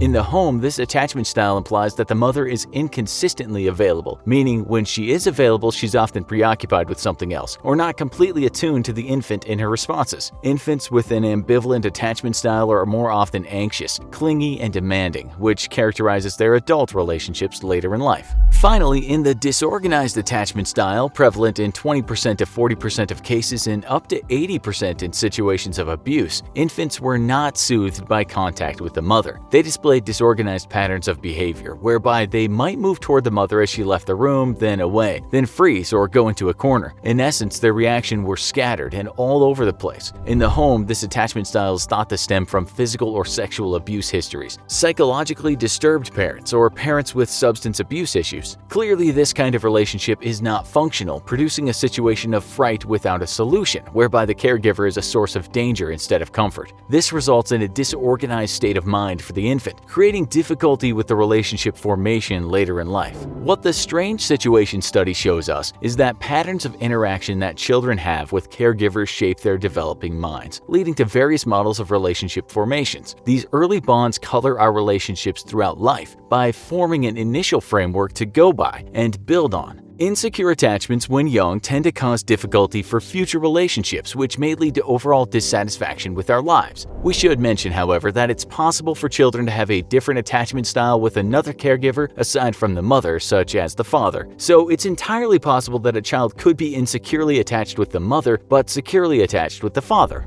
But attachment style may not all be entirely the fault of the parents, so if you fell into one of the 3 insecure categories, don't go blaming mom and dad just yet. An alternative theory proposed by Kagan in 1984 discusses the role that the child plays in attachment, in that the child's temperament may have different impacts on how the parents respond. This theory was supported by research from Fox in 1989, finding that babies with an easy temperament, or those who follow steady eating and sleeping routines while being accepting of new experiences, are more likely to develop secure attachment styles with their parents. This has to do with being more agreeable and therefore easier to bond with. Another temperament style, known as slow to warm up, characterized those babies who took a while to get used to new experiences. Babies with this temperament style are more likely to have insecure avoided attachments. Then we have babies with a difficult temperament, who function on irregular eating and sleeping schedules while rejecting or being stubborn to new experiences. These babies are more likely to have insecure ambivalent attachments. This shows us that the attachment doesn't go one way, but is instead based on a combination of both the parents and the child's behavior. So, does early attachment style determine your relationships and quality of life in adulthood? If you were in one of the 3 insecure attachment styles as a child, don't fret. There are plenty of theorists who don't believe that attachment style cements your fate. There are basically 2 perspectives on whether attachment styles in early childhood are permanent or not. The prototype perspective of attachment claims that early experiences continue to play an influential role in attachment behavior throughout our lives, but the revisionist perspective provides hope for those who are insecurely attached, asserting that early representations of relationships can be modified by new experiences over time. In this second perspective, early attachment style may not necessarily reflect patterns of relationships later in life. One article by Chris Fraley explored the mathematical models of each of these 2 perspectives in a longitudinal study in order to obtain data from meta-analysis to better understand which one was more accurate. The results indicated that attachment security was moderately stable across the first 19 years of life. Fraley notes, however, that his study has many limitations, thus it may be best to interpret the findings with a certain degree of scrutiny. What category did you fall under as a child? What about now? Do you find your relationships now are impacted based on your early attachment style with your parents? We realize it's a lot to soak in, so take your time and then let us know in the comments. Also, be sure to check out our other video, Sociopath versus Psychopath. What's the difference? Thanks for watching, and as always, don't forget to like, share, and subscribe. See you next time.